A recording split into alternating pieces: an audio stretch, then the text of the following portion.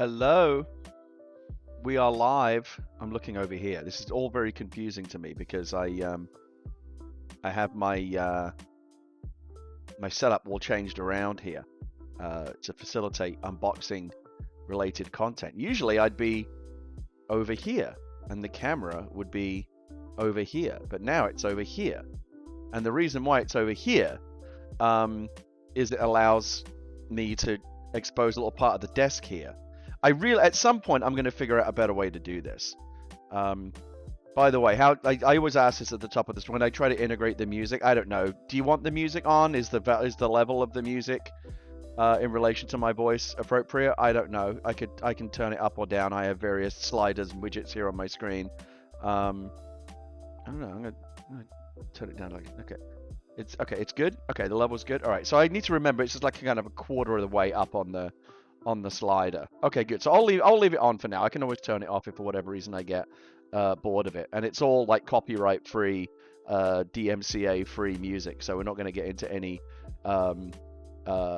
into any trouble. So yes, the reason why I'm here in this slightly different context is the last unboxing video that I did. In fact, I keep looking over here because that's where my screen, where I see me, but I should be looking at you. I'm not very good at this. The last unboxing video I did, which is also the very first unboxing video I ever did for the PlayStation 5, was like wildly popular, and like a lot of people watched it. I mean, you know, not by like Dr. Lupo standards, a lot of people. Like if Dr. Lupo was got the numbers that I got on my PS5 unboxing, he'd probably kill himself. But for me, it was very impressive. A lot of people watched it, and I was like, wow, who knew that unboxing content was popular? Well, almost everyone already knew that. I didn't. I mean, I knew it, but like I never thought of doing it myself. And then a lot of people watched it. I thought, well, I guess people actually like watching this and watching me do it, so maybe I'll do it some more. And you know, it's fortunate enough that this time of year, there's a lot of things in boxes to be taken out of their boxes. And yes, Crass and KK, I understand that when iJustine does it, a lot of people want to watch that because she's very good at it, and she has lots of interesting things to unbox all the time. I understand why you would want to watch Justine take things out of boxes. Why you would want to watch me take out of boxes is a completely different and much more perplexing question. And at some point, if I decide to do this on a more regular basis, which frankly I probably won't, but just in case, maybe I would find a way to actually kind of like really recenter the camera and do it in such a way that I actually had like a whole desk in front of me, like a proper surface, instead of this like sad little corner of the desk, which is what you're looking at right now. However, I have made efforts, I have made inroads in trying to make the unboxing better and more impressive. I'm going to put my Stanley knife there because I have given the unboxing configuration of this stream a small glow up, which is the addition of a second camera. Let's go over and check out camera 2.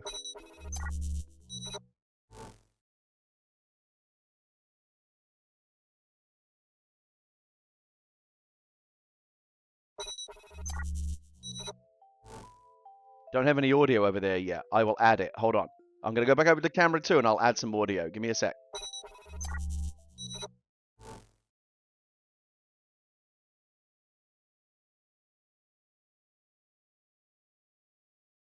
Okay, now we have my voice, and now let me add some music. Check out my elbow. It's very impressive, isn't it? Let's see here. What do we have here? We want to do audio output capture. Desktop audio. All right, and now we got it all going on. So this is a second camera where you don't have to look at my face, but you can have a better look at like whatever it is I'm unboxing. Here's my Stanley knife that I use for unboxing things. So so again, back over. I don't know. We'll see. We'll go back and forth as may or may not be necessary. This is like the primary screen. But if we want to get like a close-up look at something, I can go over to that second camera. And yes, Cine Gamers, thank you very much for pointing out the delightful, the remarkable, the very, very impressive and happy making Tottenham Hotspur result today, beating the mighty, or at least the once mighty, Manchester City at home at the Tottenham Hotspur Stadium, 2-0, with incredible goals by Heung-min Son and Giovanni Lo Celso.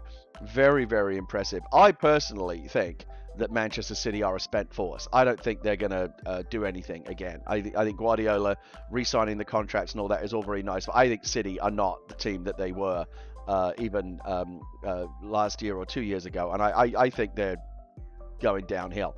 We'll see. We'll see. Tottenham Hotspur, in contrast, very much on the ascendant. We are on the way up.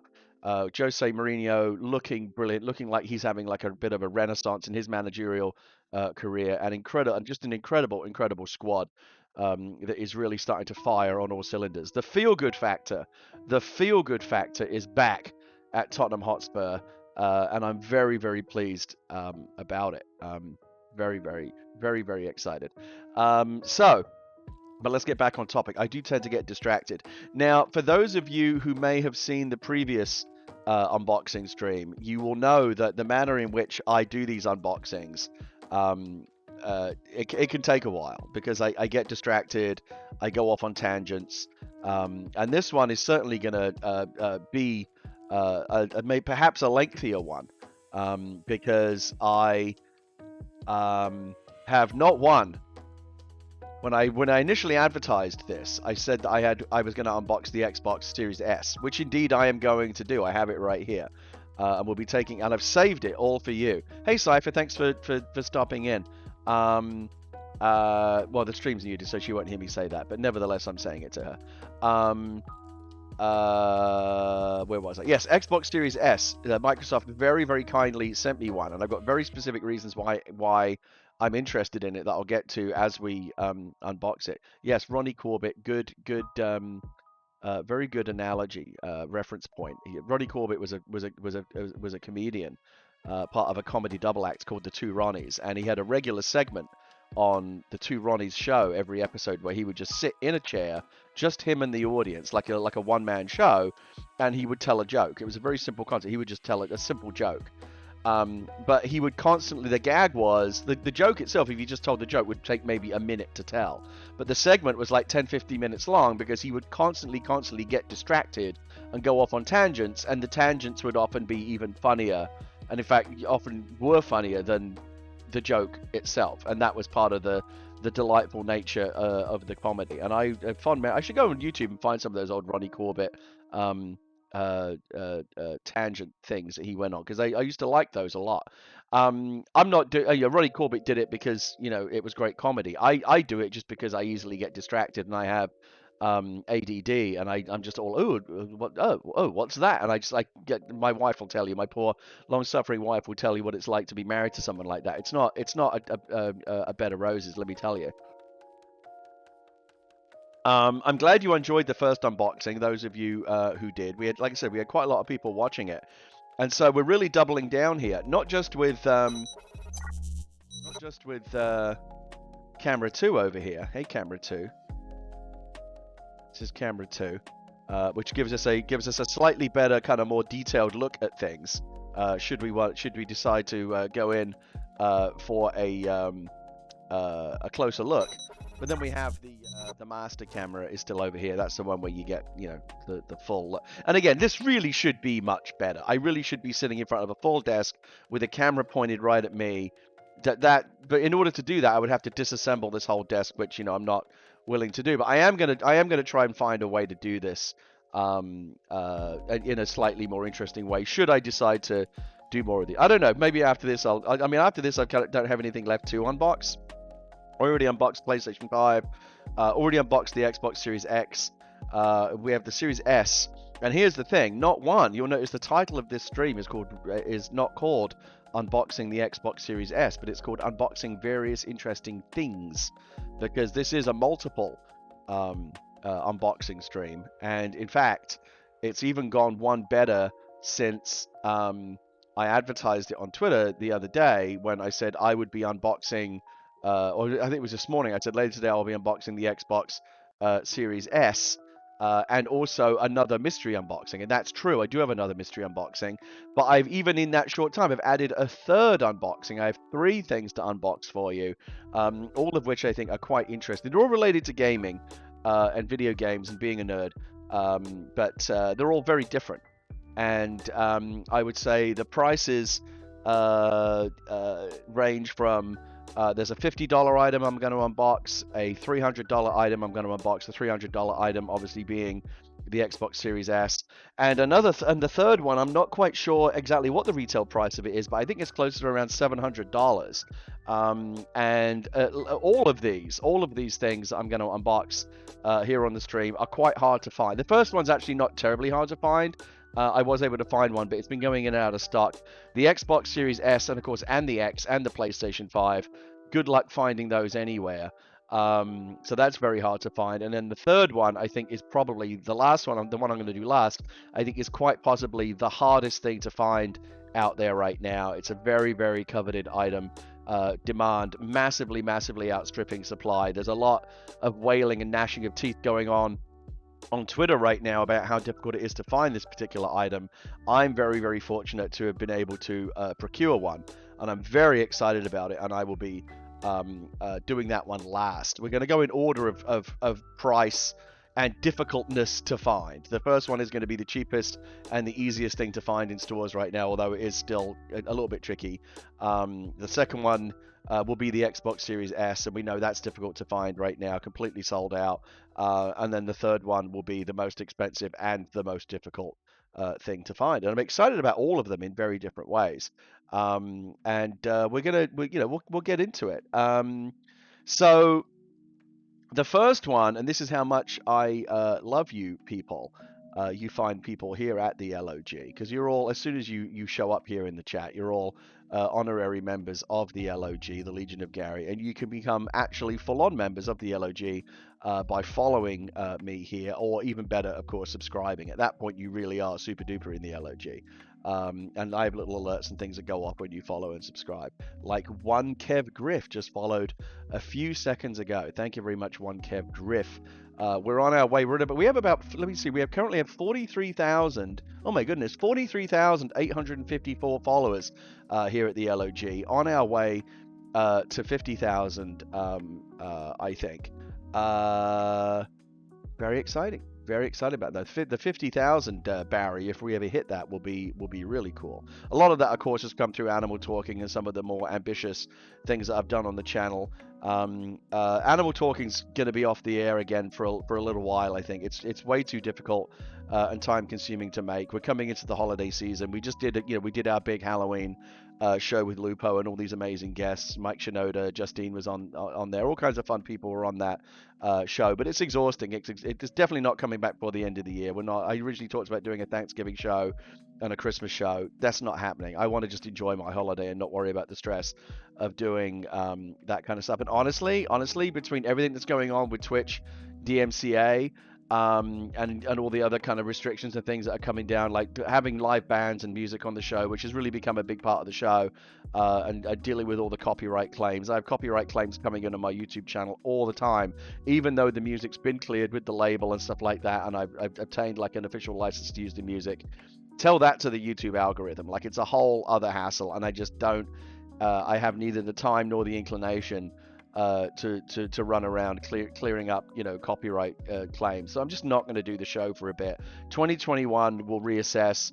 Animal Talking may or may not be back. Right now it is definitely on hiatus. I actually had kind of a not a sad moment, but like a poignant moment yesterday when I fired up Animal Crossing to go into the fall update and start collecting leaves and getting things ready for Turkey Day and Toy Day. I'm excited about that winter update.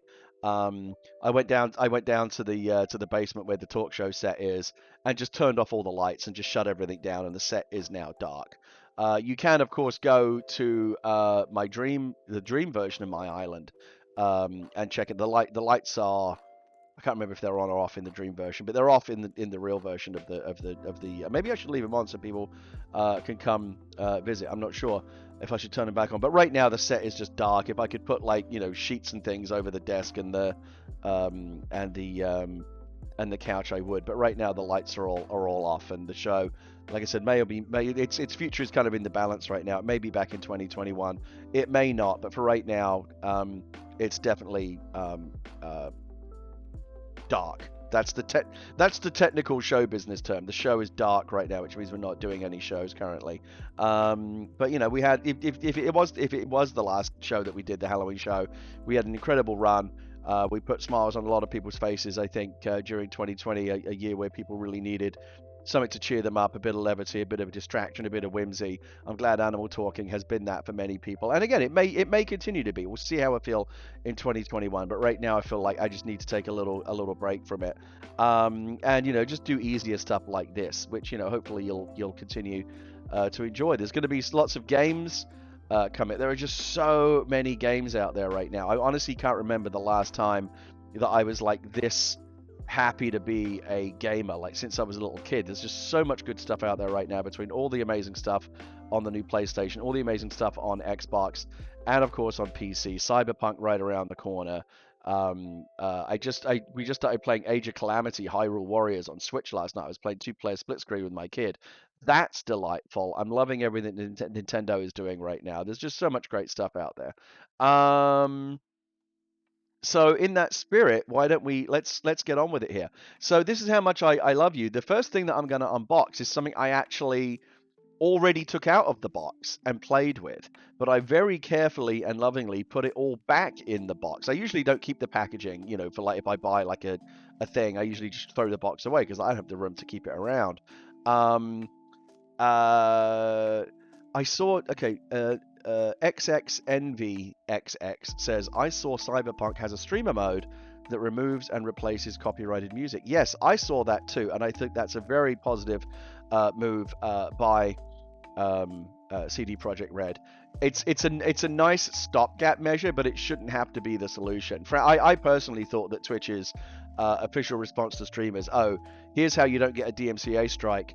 Read the EULA of every game that you play and make sure that you have permission to like stream the music from the game, and if not, don't, or whatever. Come on, this shouldn't be for streamers to figure out. This should be getting figured out at the top level of Twitch and Amazon management. Twitch and Amazon need to come to some kind of arrangement with the various, you know, with the music industry basically, to allow gamers to stream. You know, I get why you know, if I can't just like play like Selena Gomez music on my stream without permission. I understand why I can't do that, like just in the background. That's why I'm playing copyright free bullshit right now, and not anything that is, you know, DMCA. I would even happily like sign some kind of license and pay a monthly fee or whatever to be able to play you know, copyright music on my stream. I feel that might be a way to go as well. But that's neither here nor there. When we're talking about like playing, you know, FIFA or Madden or Cyberpunk or, you know, Call of Duty Black Ops, which has a bunch of you know, copyrighted music in it, I shouldn't have to worry about playing those games and having that music come over the stream without getting into trouble. Justine is here. My goodness, we were just talking about you. Thank you so much, Justine, for popping up in the channel. I was just talking about how I'm starting to very slowly come around to the idea of the appeal of unboxing videos. I do enjoy them. I enjoy watching Justine's content. When she takes things out of a box, she does it in a very professional and cool way, and I enjoy watching that. Lou Lader over at Unbox Therapy is another person whose content I really enjoy. Not all unboxing videos are created equal. The way that I do it is not very, I don't think is very good, frankly. And again, I still don't understand why anyone is here, but I'm happy to do it for those people who think differently. Yeah, it's a weird kind of content, but I did actually enjoy doing the PlayStation one, and Microsoft sent me this Series S, and another company sent me this other very nice thing. I feel like the least I can do is like, you know, hey, you sent me a really nice thing, let me, you know, show it off to people, and people can get a better look at it. And I am genuinely really interested. If you send me something I'm not interested in, and this happens all the time, I'm like, I'm not fucking doing social media on that, like, it's not interesting to me. But if you send me something I actually like and am interested in and is relevant to me and my audience, then I'll get on with it. But yeah, on that streamer mode thing, I'm glad that game. Here's the thing. Here's what's annoying about that. Let's say that the predominant way that you want to play Cyberpunk, and we'll just use Cyberpunk as an example, which is a big game coming out with copyrighted music, and it has a streamer mode, which is a neat little thing. Check a box, and it won't play any of the copyrighted music in the game, so you won't get into trouble. The problem with that is if you're planning predominantly to play the game while streaming it, you're going to miss out on all that copyright music because your audience is not allowed to listen to it. You're not allowed to listen to it either. So you're going to be playing some kind of suboptimal version of the game just so you can stream it. I frankly don't think that's good enough. I think there needs to be a better solution made at the higher levels of Twitch and Amazon at the music industry to allow streamers to just get on with it and play the game the way it's meant to be played. I think what's happened is basically the music industry has kind of smelled blood in the sense they know that Amazon has infinite amounts of money and they want some of it. So, hey, if you're going to create a bunch of content and sell advertising off the back of it that has our music in it, we want some money. I don't think that's an unreasonable position. I think Amazon, which has infinite amounts of money, almost literally infinite amounts of money. Amazon and Twitch is owned by the richest man on the planet, the richest man in history. Why should I have to worry about this? If I want to create content for your platform and help create advertising dollars for your platform, why is this my problem? It's your problem. Sort it out, Twitch. Justine says when someone sends something for fun and say, let's see, when someone just sort of about like how and why she unboxes things and other things she doesn't. If you send obligations for us to cover it, we most likely won't. Oh yeah, I absolutely agree. Like, I've had people say to me, "Oh hey, we'll send you this thing if you do an unboxing or feature it on your social channels." I'm like, well then don't send it because I'm not that interested in it.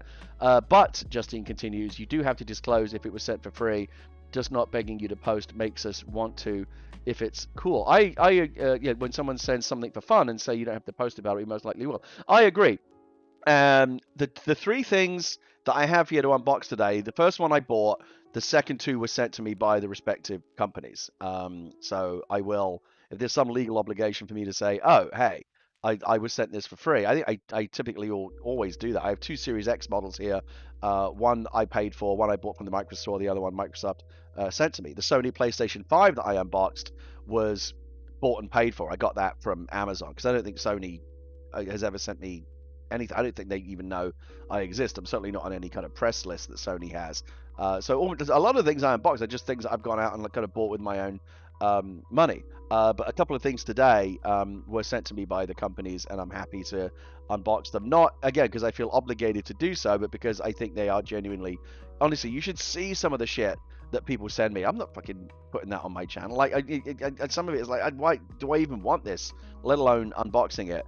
But all of the things here are carefully curated. If you, I promise you this, I'll make this commitment to you. If you see me, like, trust me, if I'm going out of the effort to reorganize my desk and like move the camera over and fuck around like that, it's because I think it's worth showing you something. Anything that is about to be unboxed on this channel has met whatever my, Gary Whitta, standards of quality. I mean, they're probably quite low. Nevertheless, these products that I'm about to show you have met those standards. Chow Jordan, lovely to see you in the channel. Thanks for coming by. I enjoy playing Among Us with Chow Jordan. She's a very nice person. I really like Among Us mainly for the reason that it's introduced me to all kinds of cool people that I might never have met. Chow Jordan being one of them. So okay, now I'm going to get on with this. If Justine is still here, I hope that.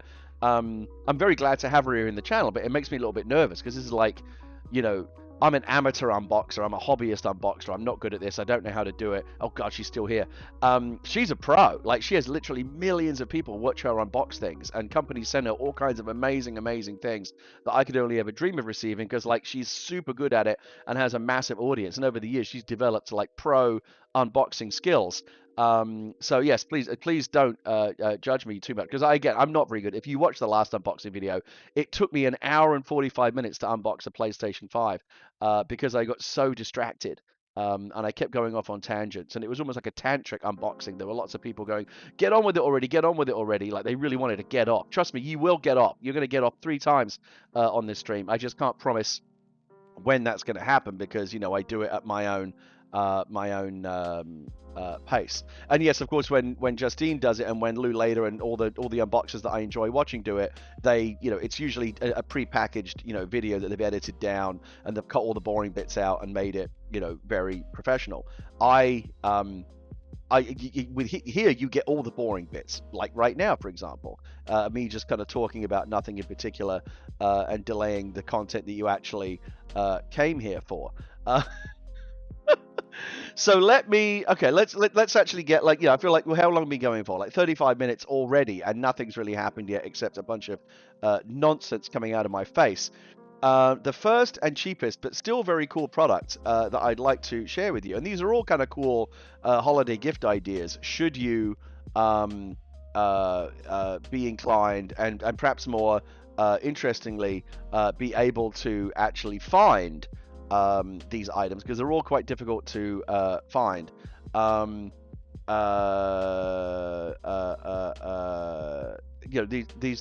are things that you might want to go and get for yourself or loved ones. Cypher is still here. Hello. Thanks for saying bye. Justine is here as well. We've got some very lovely people in the chat. Ciao Jordan, and many of my regulars are here as well. I'm thrilled to see you all here. Thank you so much for joining me. The very first thing, oh, by the way, Justine, check this. You'll like this out.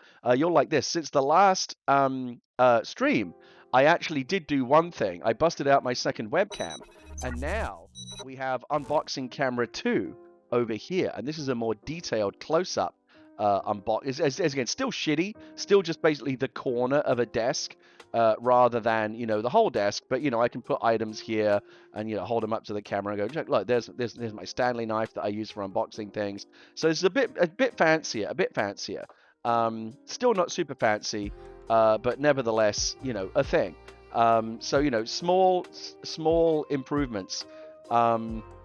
Yeah, I like it. And again, I've got a little Gorilla Pod here, and I've got like USB extender cables that could enable me to, come up with a better setup for this. I think I ultimately would really involve like having a second desk, or at least a much bigger desk with a dedicated unboxing area. Because right now, every time I decide to do one of these unboxings, I basically have to kind of move the monitor arms on my desk and move the camera around and kind of set it up for, unboxing mode, and then kind of Voltron it all back to like normal streaming mode when I'm done. That's a bit of a hassle. I would need I don't really know if my office or my desk is set up to allow me to do that. Maybe it won't be necessary, because I don't know if this is a type of content that's going to continue. I'm doing this one because the first one was very popular. Certainly by my generally low standards of viewership. So we'll see. Let's see how this one goes. Like I said, we are definitely plussing this up. The last time we did this, I unboxed one product and I had one camera. Now I've got 2 cameras and 3 products. So as you can see, we're already moving up. Again, we're not even at a level that someone like Justine would recognize at this point. She's looking down like at the ants and going, oh, like, yeah, that's cute. You've got 2 cameras, well done. But like, we're not up to anything like, kind of the production values and professionalism that, the real unboxing superheroes of our profession are accomplishing. But we're trying. I'm out here doing my best. The very first product we're going to unbox is the new Nintendo Super Mario Game & Watch, which I thought was going to be impossible to find, and is in fact not easy to find, but I was in fact able to find it. And again, this is one that I already took out of the box and played with a little bit, but I put it back in the box because it's quite a nice box, and I didn't throw the box away because it's quite small and it's a bit of a collector's item, so I thought I'll keep the box for this one. You never know. So I've got this here, and I'm quite pleased about it. I'm gonna try. Let's give camera 2 a roll out here. Let's see if this works. So yeah, you can get a better look at it over here, right? This looks better. This looks a little bit better over here. A, you don't need to look at my face, always a plus. And B, you get a slightly better look, a close-up look at the actual item as well. So that's nice. Yes, we like that. So I quite like the packaging on this. I don't even know how many of you remember, or or old enough to remember the original Nintendo Game and Watches when they were around, like back in the 80s. I remember them. I was a big fan. I think I had the Mario Tennis one. Was the one that I had. I liked that one. And over the years, Nintendo has gone back. One of the things I really like about Nintendo is they don't always do the best job of it, but they often they understand that Nintendo has this incredible storied history, and they often like to recognize that and go, hey, look at all the amazing things that we've done over the years. And they do all kinds of like anniversary editions and little throwbacks and nostalgic things. And over the years, the Game and Watch, one of their earliest electronic products. Because don't forget, Nintendo started in the last century as a playing card company, and and did board games and playing cards and things like that, and got into the electronic stuff, relatively late in their lifespan, and that, of course, is when they really took off. And over the years, they have done they did a Game Boy Micro that was in this style. The original Japanese Super Famicom, the original Japanese Famicom, the original Japanese version of what we know as the NES, was, I believe, also in these colors. It's kind of like burgundy and gold color scheme, which I always thought is very classy. Kind of reminds me of the San Francisco 49ers, this color scheme. And this, of course, is the latest. Nintendo knows exactly how to get every nickel out of people that love Nintendo. The NES Classic, the Super NES Classic, people love those. They can't get enough of them. This, of course, being the latest example of something that nobody really needs, but many people really want, especially gamers of a certain vintage, like me, and collectors and people that have got basically too much disposable income, and I just gotta have that. I don't need it, but it's just cute and it's fun and I want it. And at $50, I think it's very giftable. I think this is a great holiday gift for the gamer in your life. Just a cute little, it's a curiosity. It's just something interesting, and I like the packaging. I'm a big fan of the packaging here. Again, even the box, with the big kind of color screen here, and the way that they've laid out the whole thing is very reminiscent of the old Game and Watch packaging. So let's get into the real nitty gritty here and unbox this thing. Again, this is an unreboxing. I already took this thing out of the box and basically stuffed it all back inside, in a way that would allow me to kind of take it back out again. Let's see if I can actually do that. Or did I put it in so skillfully that it won't come back out? No, it will come back out. All right, here we go.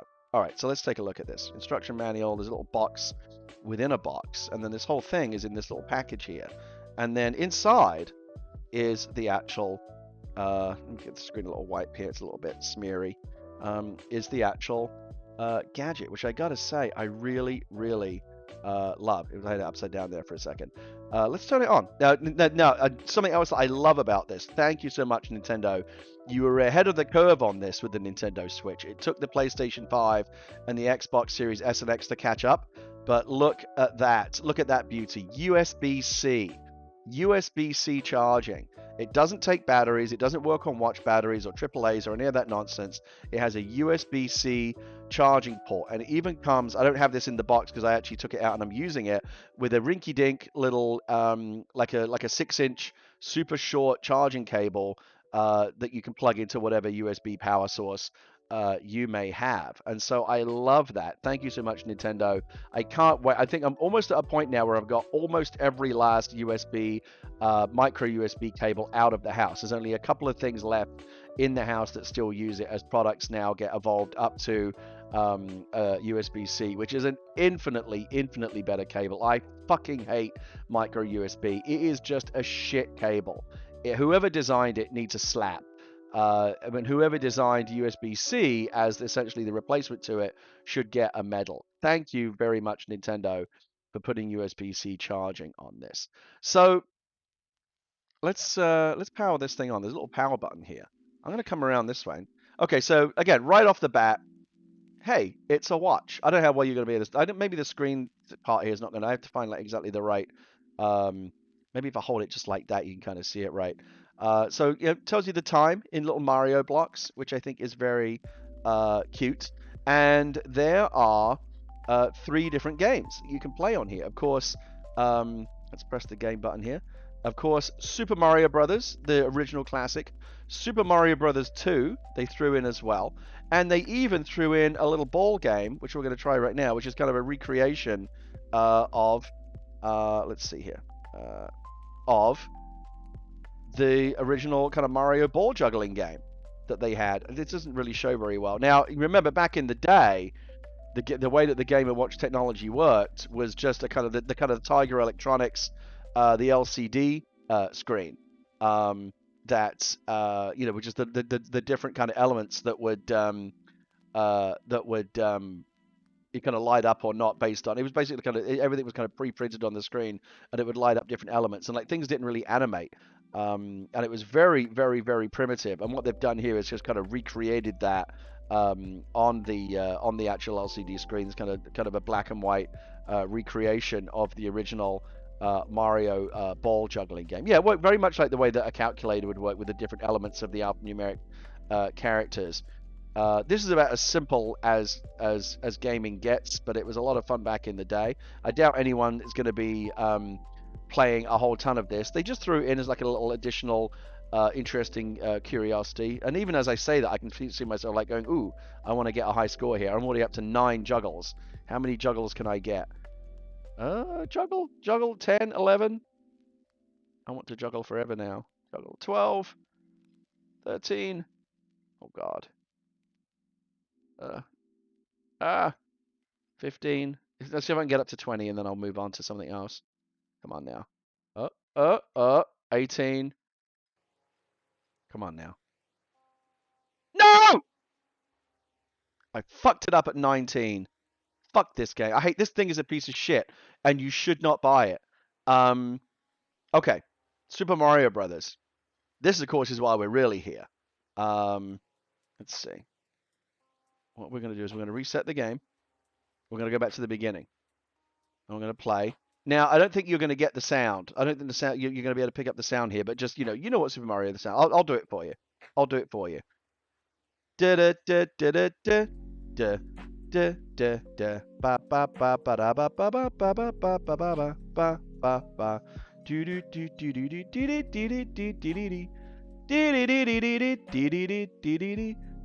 do do. Wait, isn't there a fucking mushroom over here? It's gonna make me big. There it is. Come over here, mushroom. Da da da da da da da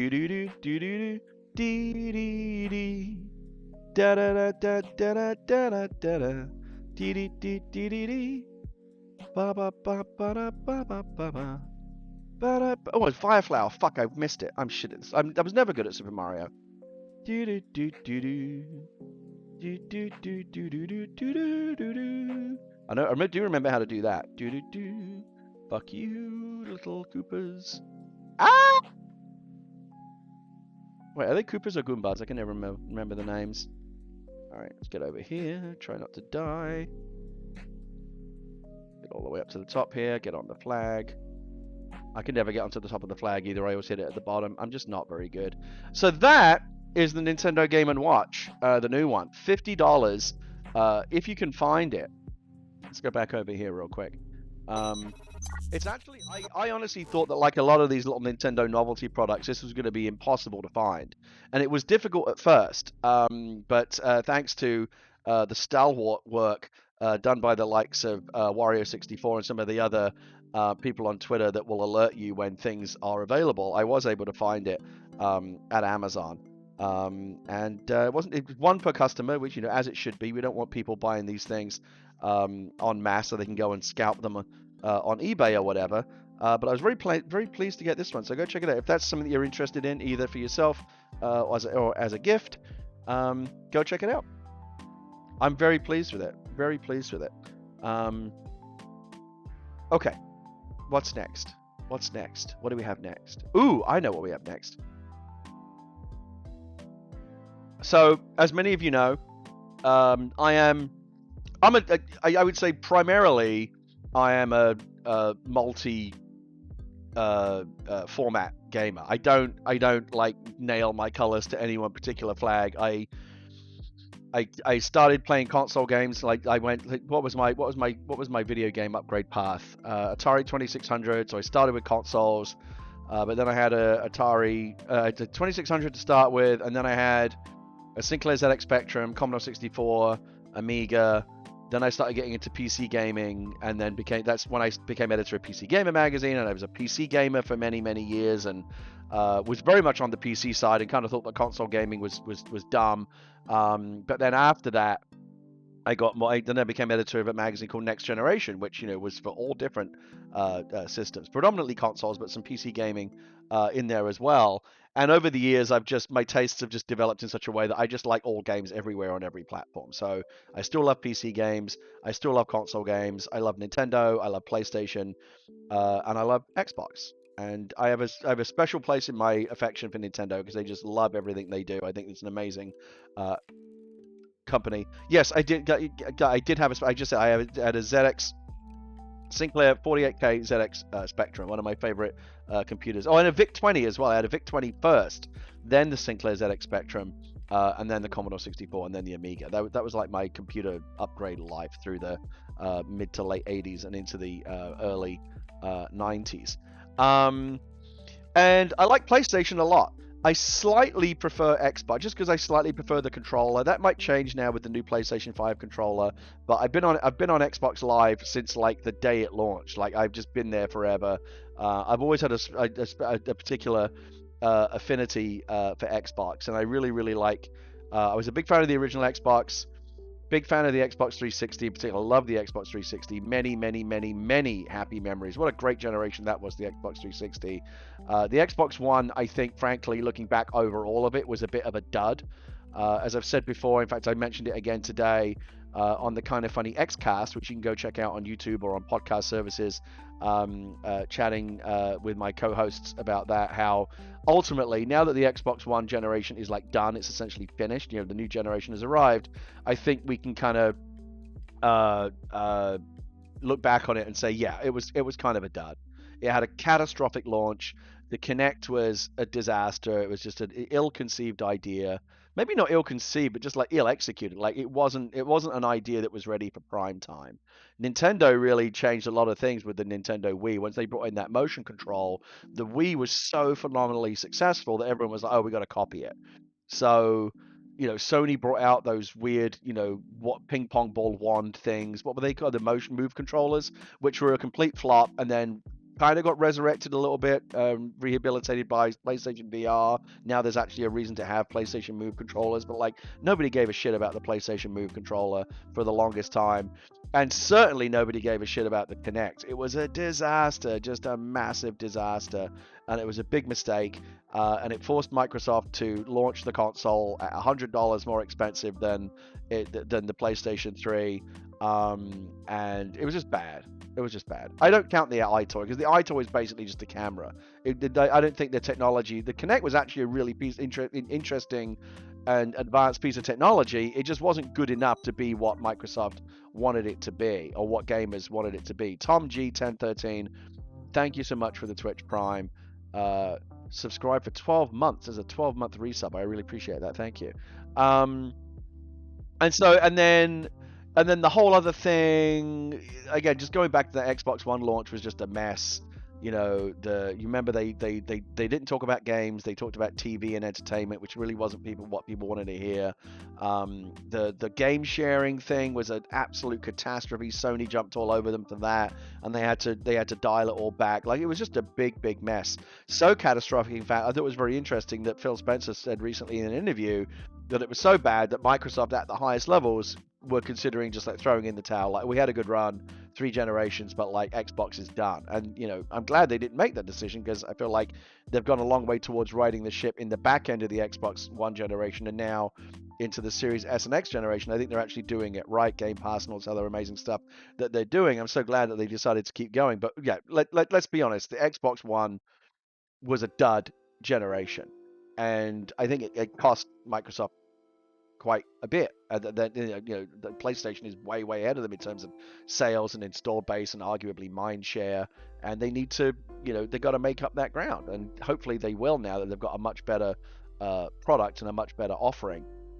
Speaking of, the thing that has really intrigued me has been the Series S. Of course, as you know, the kind of gamer who has more money than sense and is all very, kind of more power, the Series X is what I actually have in the living room. That's like the main gaming machine for me. That's what we've been playing up in the living room, hooked up to the big TV, 4K, 60 frames a second, all that wonderful stuff. Yes, we've been enjoying that immensely. And it really does feel like proper next-gen gaming, and that's very exciting. But I think the Series S is really interesting, both in and we've talked about this a lot on the Xcast, both in terms of the overall kind of strategic picture for next gen. It's something that Sony is not doing, but which Microsoft has done at launch. Here's two totally different options. Here's like the high-end Series X, but here is also the lower end, which is still good enough for most people, but is also much cheaper. Opening up next gen to people that might otherwise find those price points to be a little bit prohibitive. And I think that's really interesting. It's way too early to say whether or not that is going to be a successful strategy for Microsoft, but I think it very well could be. And I love what they're doing. And the reason why, so that's like the big picture, but the reason why it's also interesting to me personally is that like I said, I have the Series X upstairs, and that's what I play games on, when I'm in the living room or whatever. But when I'm down here in my office, which is where I stream video games, what am I going to use for streaming there? Now, I could get another Series X, but that's quite expensive.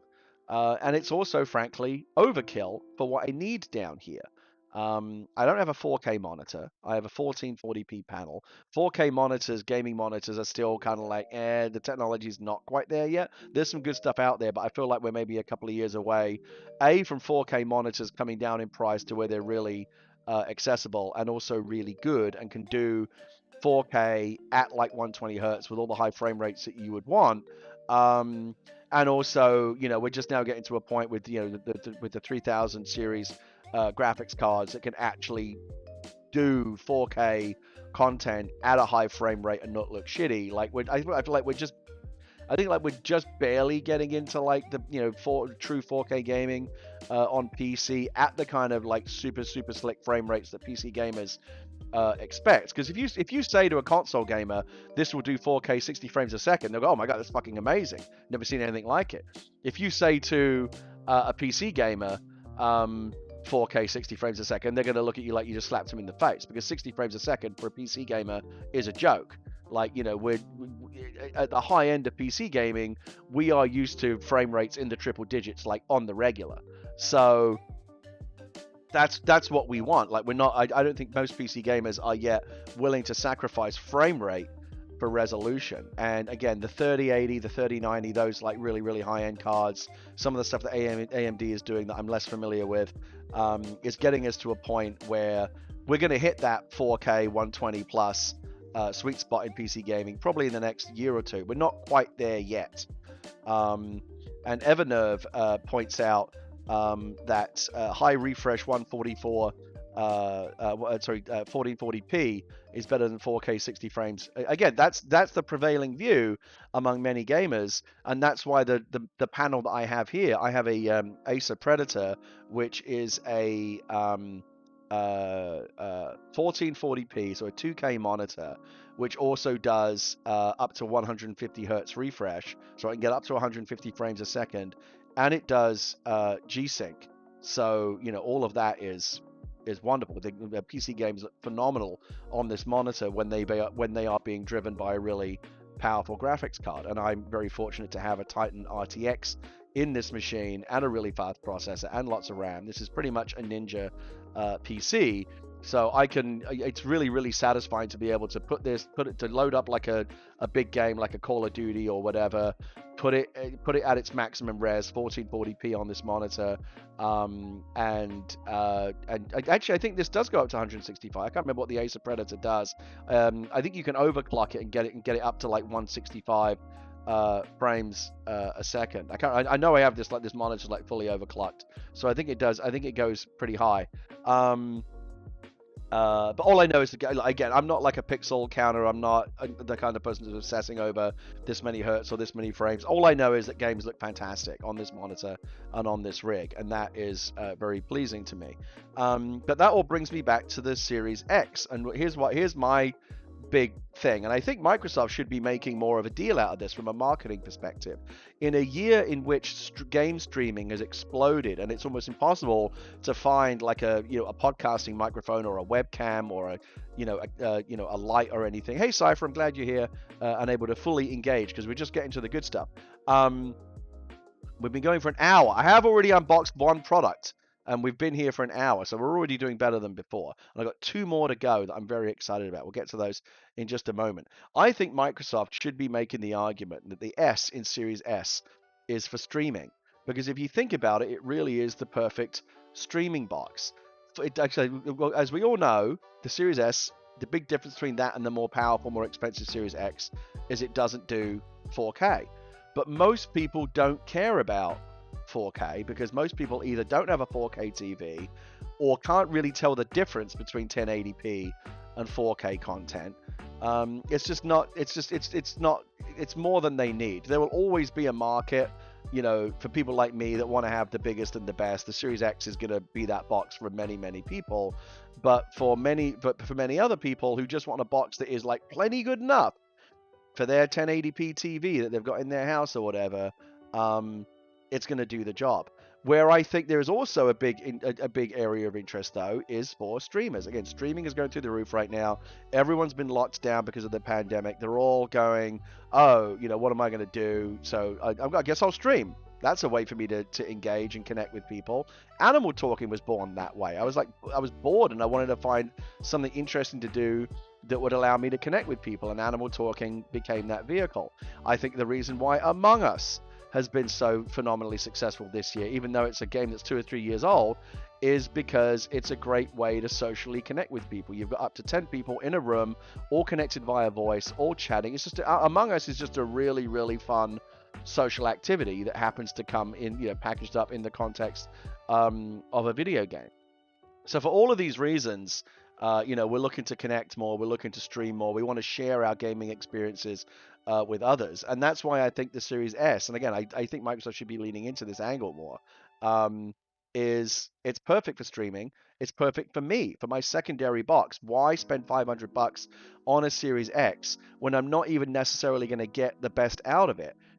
I have a 1440p monitor right here. That's my native resolution on this gaming monitor. That's the target resolution of the Series S. So it's already, speaking natively to my monitor, which, I like that. It's cheaper. We all certainly like that. And here's the thing, even if I had a 4K monitor, even if I had a Series X that was doing 4K content, you're not going to be able to experience that because Twitch, I was going to say any streaming service, but there really is only Twitch. Twitch you can't stream in 4K on Twitch yet. You're maxed out at 1080p 60. At some point in the future, as bandwidth starts to get better and better, and 5G, true 5G ultra wideband starts to roll out, and gig fiber, and everyone starts getting like the kind of internet connections that we dream of having, I think at some point there's going to be an announcement, probably in the next couple of years, Twitch 4K streaming is now a thing, and that's going to be amazing. But we're not there yet, and I don't think we're going to be there anytime super duper soon. So for right now, 1080p, 1440p at most is where you want to be. Now, I know that when you stream certain games in some 4K streaming still looks really, really sharp in 1080p, because even when it's down-res, when it's downscaled, it still retains some of that 4K fidelity and looks really, really good. But again, who cares? Good enough is good enough for most people. And I feel like people that want to get into streaming or want to add Xbox streaming to their portfolio of things that the content that they put out and the streams that they make and the games that they play, the Series S is perfectly positioned to be that box, because again, it's all you need for streaming. So and it's way cheaper than the Series X, and so I think there's a lot to be said for it. And that's another interesting point. So I'm sorry, I don't know how to pronounce your name. It's just a bunch of consonants, but the point has been well made. I need to look into this. That the PlayStation 5 doesn't support 1440p, which I've heard that now from a couple of people. I need to check for myself, but I'm going to check into that. That's a bit annoying to me. I was planning to get a PlayStation 5 for streaming and assumed that I would be able to stream it to my monitor in the native 1440p resolution, as the Series S will do, as indeed the Series X will do. When I set up a Series X down here recently just to test it out, I went into the system settings for, like, resolution output. 1440p was there, and when I selected it, it matched the native resolution of my monitor. And as I'm sure you already know, games always look best, content always looks best when it's being fed to the monitor at that monitor's native resolution. A monitor will do any number of resolutions below its native one, but they never look brilliant. They never look as good as the native resolution, because then it's actually using like the correct number of pixels for that display. It's going to mapping everything 1-to-1, and it's going to look really, really sharp and really good. And when I changed the Series X monitor output to 1440p, it just looked super sharp and super clean, and I loved it. I don't yet know what the PlayStation 5, because I haven't tried it, what that's going to look like when I try it. I mean, obviously people are doing it right now, but I'm guessing they're streaming. Again, they have to be streaming at 1080p anyway, because Switch's output won't go any higher than that. But you're not going to be able to, if you've got, let's say you've got a 1440p monitor, which many gamers do. That's a really popular resolution. I think a lot of gamers have 1080p monitors, a lot have 1440p monitors. A select few of, like, kind of bleeding edge early adopters have the 4K monitors. But a lot of people have 1440p monitors. That's what I have. If you go on online and type in like best gaming monitor, you're going to see a lot of 1440p monitors, because most decent graphics cards these days can crush games at that resolution. They look really sharp, they look better than 1080p. So it's kind of a bummer to me that if out of the box, short of a firmware update, I imagine that will come at some point, I hope so, it bums me out that the PlayStation 5 will not output native resolution to my monitor, where games will look really sharp. I'm going to be getting like 1080p. So not brilliant, but again, there's a lot of weird choices that Sony has made this generation. And I'll say this, I love the PlayStation 5 so far. I really like it. Way better than the PlayStation 4 in so many ways. The UI is way better. The UX is way better. It's really clean. Xbox, PlayStation's always just had that really kind of sophisticated, kind of classy look to it in terms of the UI, more so this generation than ever. I love the DualSense controller so far, night and day better than the DualShock. There's a lot I like about the PlayStation 5. The aesthetic, the actual industrial design of the box is not one of them. I hate the industrial design of the box. I think it looks weird. My wife despises it. I don't particularly love it either. But the games on it are great. Astro's Playroom, my kid was loving it. Sackboy's Big Adventure, really fun. I actually went out and got a third DualSense controller, so all three of us in the family could play it together. And I even started on Miles Morales. Yeah, I'm sure that's going to be great. I'm not getting Demon's Souls because fuck that, I can't play those games. Let's get back to the Series S. Series S. Let's talk about the Series S. Here is the Xbox Series S. I want to thank Microsoft for sending me this. They sent me a Series X as well. I bought another one for myself. So there are two Series X's in the house right now. And it's kind of an interesting situation. And I understand that I'm super duper privileged to be able to afford all of these things. I work very hard, but I'm also fortunate to work in an industry where I get very well paid. And so I can buy myself nice things. And so we have two Series X's. I had the second Series X was set up to be down here as my second streaming box. And I realized, well, maybe that's overkill. My wife has increasingly been playing games in the bedroom, where she can just like kind of go chill out by herself and play Assassin's Creed or whatever. So I thought, okay, let's put this series. This is a probationary period. We're going to see how it works out. The second Series X, it was down here as a streaming box. If you saw me when I did my Series X kind of game demo stream where we played a bunch of titles recently, that was on the Series X. I've since moved that box up into the bedroom, and that's now kind of like the bedroom gaming Xbox, so that Leah can play Assassin's Creed Valhalla like at full frame rate. We have a smaller 4K TV back in the bedroom, like a cheap one, like a cheap TCL that we got from Walmart. But it works really well. Because so what I'm going to try is I'm going to test my theory that the Series S might be all that I need to have down here as a box for streaming Xbox games. And if that is the case, and if that holds up, then the Series X will remain upstairs as kind of the secondary bedroom box. Cypher, I have been following your travails with not being able to find a Series X. I'm sorry to hear that. I got lucky. I did the mad, F5, pre-ordering rush when they all went live, and I was able to get one from the Microsoft store, and I was able to get Microsoft were kind enough to send me one, perhaps because I'm the co-host of an Xbox podcast. I was considered legitimate enough to be on their press list, and I'm very grateful to them for that. And I'm grateful to them also for sending me the Series S, which is extremely hard to find right now. But I have a genuine interest in it because, again, I think for streamers, this could be a really neat, cheap little solution. The podcast that I am co-host of is the Kind of Funny Xcast, and if you go to youtube.com/kindoffunnygames or to any podcast service, you will find the Kind of Funny Xcast, which is hosted on the regular by me and my good friend, fellow Xbox lover, Snowbike Mike. We've been having a lot of fun doing that. I'm annoyed, Cypher. I'm also annoyed at the bots and the scalpers. I hate them. I actually went on a bit of a rant about bots and scalpers on the Xcast last week. I'm not going to do it again, but they really, really irritate me. I don't like these people at all. Let's keep it positive. Let's look at some positive vibes here. So one of the things that has really defined this new generation of consoles, of course, is they're really big. The Xbox Series X is pretty large. It's this big kind of towering monolith. It's not ridiculously large, but it's large. The PlayStation 5 is genuinely ridiculously large, and it's actually created a real problem for us. It's so big, like we literally had to reorganize our living room around this stupid fucking box. So I have a cheap little IKEA TV cabinet that sits underneath the TV in our living room, and the PlayStation 4 Pro and the Xbox One X sat on the little shelves, and there was plenty of room around them for airflow and all that kind of stuff, the thermals and what have you. You always got to be conscious of that. When you're stuffing a console like into a little cubby hole, make sure there's plenty of clearance around it for air to circulate. Otherwise, it's going to get, it's going to stay surrounded by warm air, and it's going to stay hot, and you're going to have problems. That was never a problem with our old cabinet because it had plenty of space for, the PlayStation 4 and the Xbox One X, which were reasonably sized.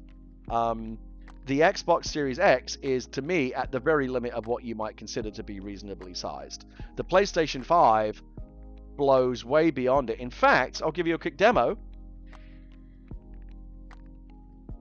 Just on the box level here, I do happen to have another PlayStation 5, which has yet to be unboxed, because I haven't decided what I want to do with it yet. I do have it, but I haven't unboxed it yet because its fate remains in the balance. But let's just do this. Let's put the biggest box and the smallest box next to one another. And that will give you a sense of kind of where we're at here in terms of the size of these two consoles. Very, very large versus very, very small, as you can see. That's the second PlayStation 5. Again, I paid for both of these. I pre-orders at two places just in case one of them fell through. And then it's turned out they both came through at the same time, and when the first one got here, it was too late for me to cancel the order on the second one, so now I have both. I don't know what I'm going to do with this one yet. I might wait and see to see if there's like a very good friend of mine who desperately is trying to get one, but just cannot get their hands on one. I may just pass it on to them for what I paid for it. If that doesn't happen, I may keep it around as a second streaming box so that I can play PlayStation games on stream. I haven't decided yet. We'll see. This is a second unboxed PlayStation 5. Its fate remains unknown. I bring it into the picture there just to kind of give you a sense of the size of this. Let's head over to camera 2 for a closer look at this little baby. There it is. You can actually really kind of see it now, like in its full glory. Let's see here. I'm going to go back here for right now. I'll go to the second camera when it's a bit closer. Now, yes, a second camera. It's getting very, very serious around here. We're getting better at this. So this is one of the interesting things, right? Is that this next generation has largely been defined by just how comically large these boxes are. Xbox, I've said it before many times, Xbox Series X, amusingly large. PlayStation 5, hilariously large. I still don't understand it. Oh, I was going to tell you the story about the cabinet. So, we have this cheap little IKEA cabinet, and our usual consoles used to fit in it just fine without any airflow issues or whatever, and they sat neatly, and there was plenty of space around them, and they looked quite decent, and they were black, and there was a black cabinet, and they just kind of like disappear inside the console, especially at night. When the lights are off in the living room and it's really just the light of the TV, you don't even see them there. When the PlayStation 5 came in and the Series X I've just sat on top because it sits on top of the AV cabinet, and it's just a black. Leah doesn't love it, but I actually think it looks kind of cool. It just sits there. It's very innocuous. It's just a black shape. Light just kind of falls into it, and you don't really notice it. It just sits there, and it's, to me, not in any way offensive, aesthetically. It doesn't like draw the eye to it in a weird way or anything like that. The PlayStation 5, though, really draws your eye to it, both in terms of the color, the piano white and the piano black choice that they went with, the kind of the contoured, very kind of like look at me, attention grabbing design, and then the overall size of it. You add all three of those things together, and it is a box which absolutely demands your attention, and arguably not in the best way, because it's been aesthetically very polarizing. Some people love it. There's been a lot of memes. People have been making jokes about it, perhaps rightly so. My wife loathes it. And so I said, look, it's not going to be a problem. We're just going to stick it into the cabinet here, and it'll be fine. And I put it in the cabinet, and it's nestled in nice and snug. And it, you didn't really see it there. You still saw it, but like it was mostly kind of cloistered within the cabinet, and it wasn't, a lot of the aesthetically displeasing elements of it were basically shielded by the fact that it was slotted away in like a little cubby. But then I posted a picture of that, and a lot of people commented, "Ooh, you're not going to want to put it in there. It's really going to struggle, thermally, because there's not enough room around it for air to circulate and ventilate." And I thought, maybe that's a good point. A couple of people made that point, by the way, on Twitter in a really smug, I know more than you about shit kind of way. I blocked those people, and I'll never hear from them again. Life's too short to put up with assholes like that. But there were several people that mentioned it in a healthy, in a nice way, like, hey, just FYI that you might want to think about, giving it more space around it. I thought, maybe you're right. And Leah actually went and did a bit of research and found out that Sony officially recommends that you have at least 4 inches of clearance around it to allow air to circulate. And the little cubby that mine just like barely slotted into wasn't even close. And so I put it on top of the AV unit where it has full, access to airflow and everything. But now it's back in like look at me mode. I'm sitting here on top of, like, it really does like dominate the. I swear I'm not. I wish I was exaggerating. I'm not. It's so big that you can't not notice it. Like, you walk into the room and you're like, what the fuck is that? Like, it's just massive. It's fucking massive. It really does look like it's almost like a micro tower PC in terms of its size. Like, it's getting up. To me, it's less. I think of it less as like a big console and more like a small PC. Like, it's big, and again, it's not just big, but it's designed in such an eye-grabbing way that you can't not see it. And it's like, again, if you like the aesthetic of it, brilliant. If you don't, it's a fucking problem. So I said, look, I said to my wife, I can't put it in the cubby because it's going to have an airflow issue. And she's saying, well, we're not putting it on top because we're going to have an eyeballs issue. And I'm like, okay, we have to figure out a solution. We ended up, and to be honest, we needed to do this anyway because my old IKEA AV cabinet was a piece of shit and it's starting to fall apart. Eventually, like IKEA furniture is great for like a few years, but it's not built to last. After a few years, it's going to start to chip, and the little, the little kind of plastic panels the little panels that go over the particle board are going to start to peel away, and it's a shitty, cheap. It's not meant to last. Like, IKEA furniture is not the kind of shit you hand down to your kids. It's to get you through a few years and then you throw it away and buy something else. And they're very good value in that regard. And IKEA does make some decent stuff. But again, we've had it for several years.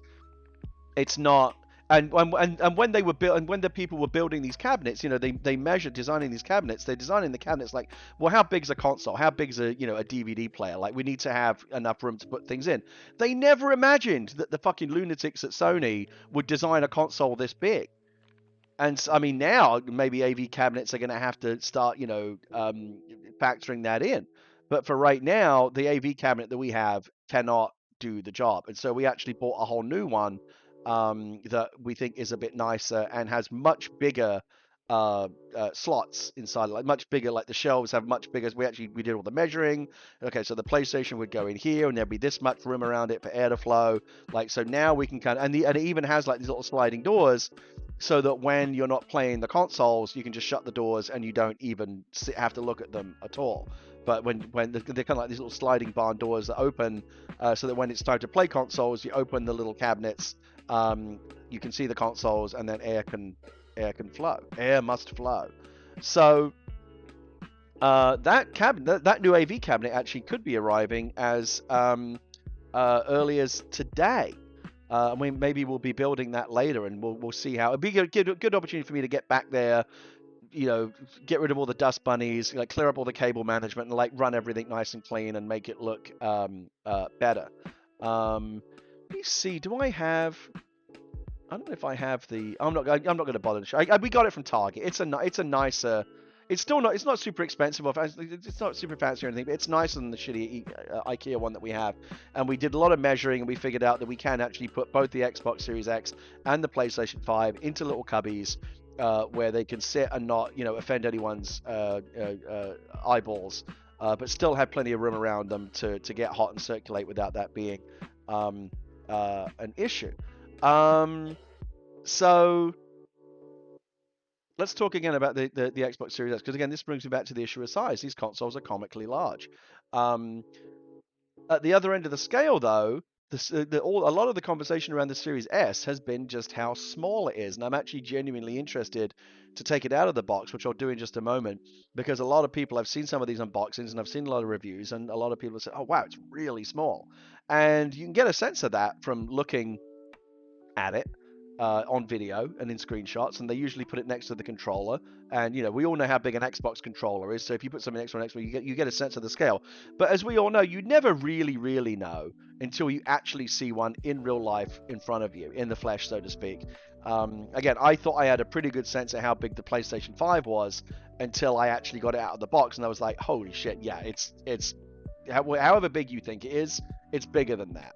And I'm wondering if this is true in terms of the smallness of this one, because a lot of people have, to the same extent that people have commented on the large size of the Xbox Series X and the PlayStation 5, people have commented on the tweeness, the smallness of the Series S. So here is the Series S. Let's go over here again. Let's try camera 2 again, so we can get a good look at the side of the box here, because all of the product features are over here. Oh yes, okay. Gaming at up to 120 frames per second. Right off the bat, there's an asterisk, and I do immediately take that with a pinch of salt. Let's see what it says about 120 frames per second. It probably says you requires like a monitor that can display 120 frames or something like that. Let's see. You've got it. Where is that asterisk? I said asterisks. Asterix. I'm sorry. I really meant asterisk. Oh, here it is. 120 frames per second. I don't know if you can read this. Requires supported content and display. Use on Xbox Series S as content becomes available. Okay, so yeah. I honestly, look, time will tell, but I will be amazed if the Xbox Series S is outputting anything at 120 frames per second, but we will see. And again, the whole point is, even if it did, your TV probably can't do it. I have a really nice TV. I have an LG C7 OLED TV that's only a couple of years old, really high-end TV, one of the best rated TVs on the market when I bought it. It's already out of date in terms of the new consoles, because its HDMI input only goes up to 2.0, which maxes out its input and its output at 4K 60 frames a second, which is very nice. But when these games, as I imagine they will, and is very heavily advertised on both the front of the Series X box and the PlayStation 5 box, 4K at 120 frames per second, unless you have a brand new super duper TV that has HDMI 2.1, you're not even going to see that. because it's the console is basically more powerful than your TV at that point. And so even my pretty good TV, which is only a few years old, I think maybe 2 or 3 years old, is you're not even gonna see that content. I think you need like a super duper new TV like the LG's, like the CX is the latest evolution of the TV range that I have. But again, my TV is perfectly good enough. I'm not gonna take a perfectly good TV off the wall and drop several $1,000s on a brand new TV just so that a handful of games can hit 120 frames. And again, I'm gonna believe it when I see it, even on the Series X. I do think we'll get there, but we're not at the point yet where it's worth upgrading your TV for that content. My monitor will do it because it's a DisplayPort monitor which can handle that kind of throughput. And I'm hitting 100 plus frames on this monitor all the time.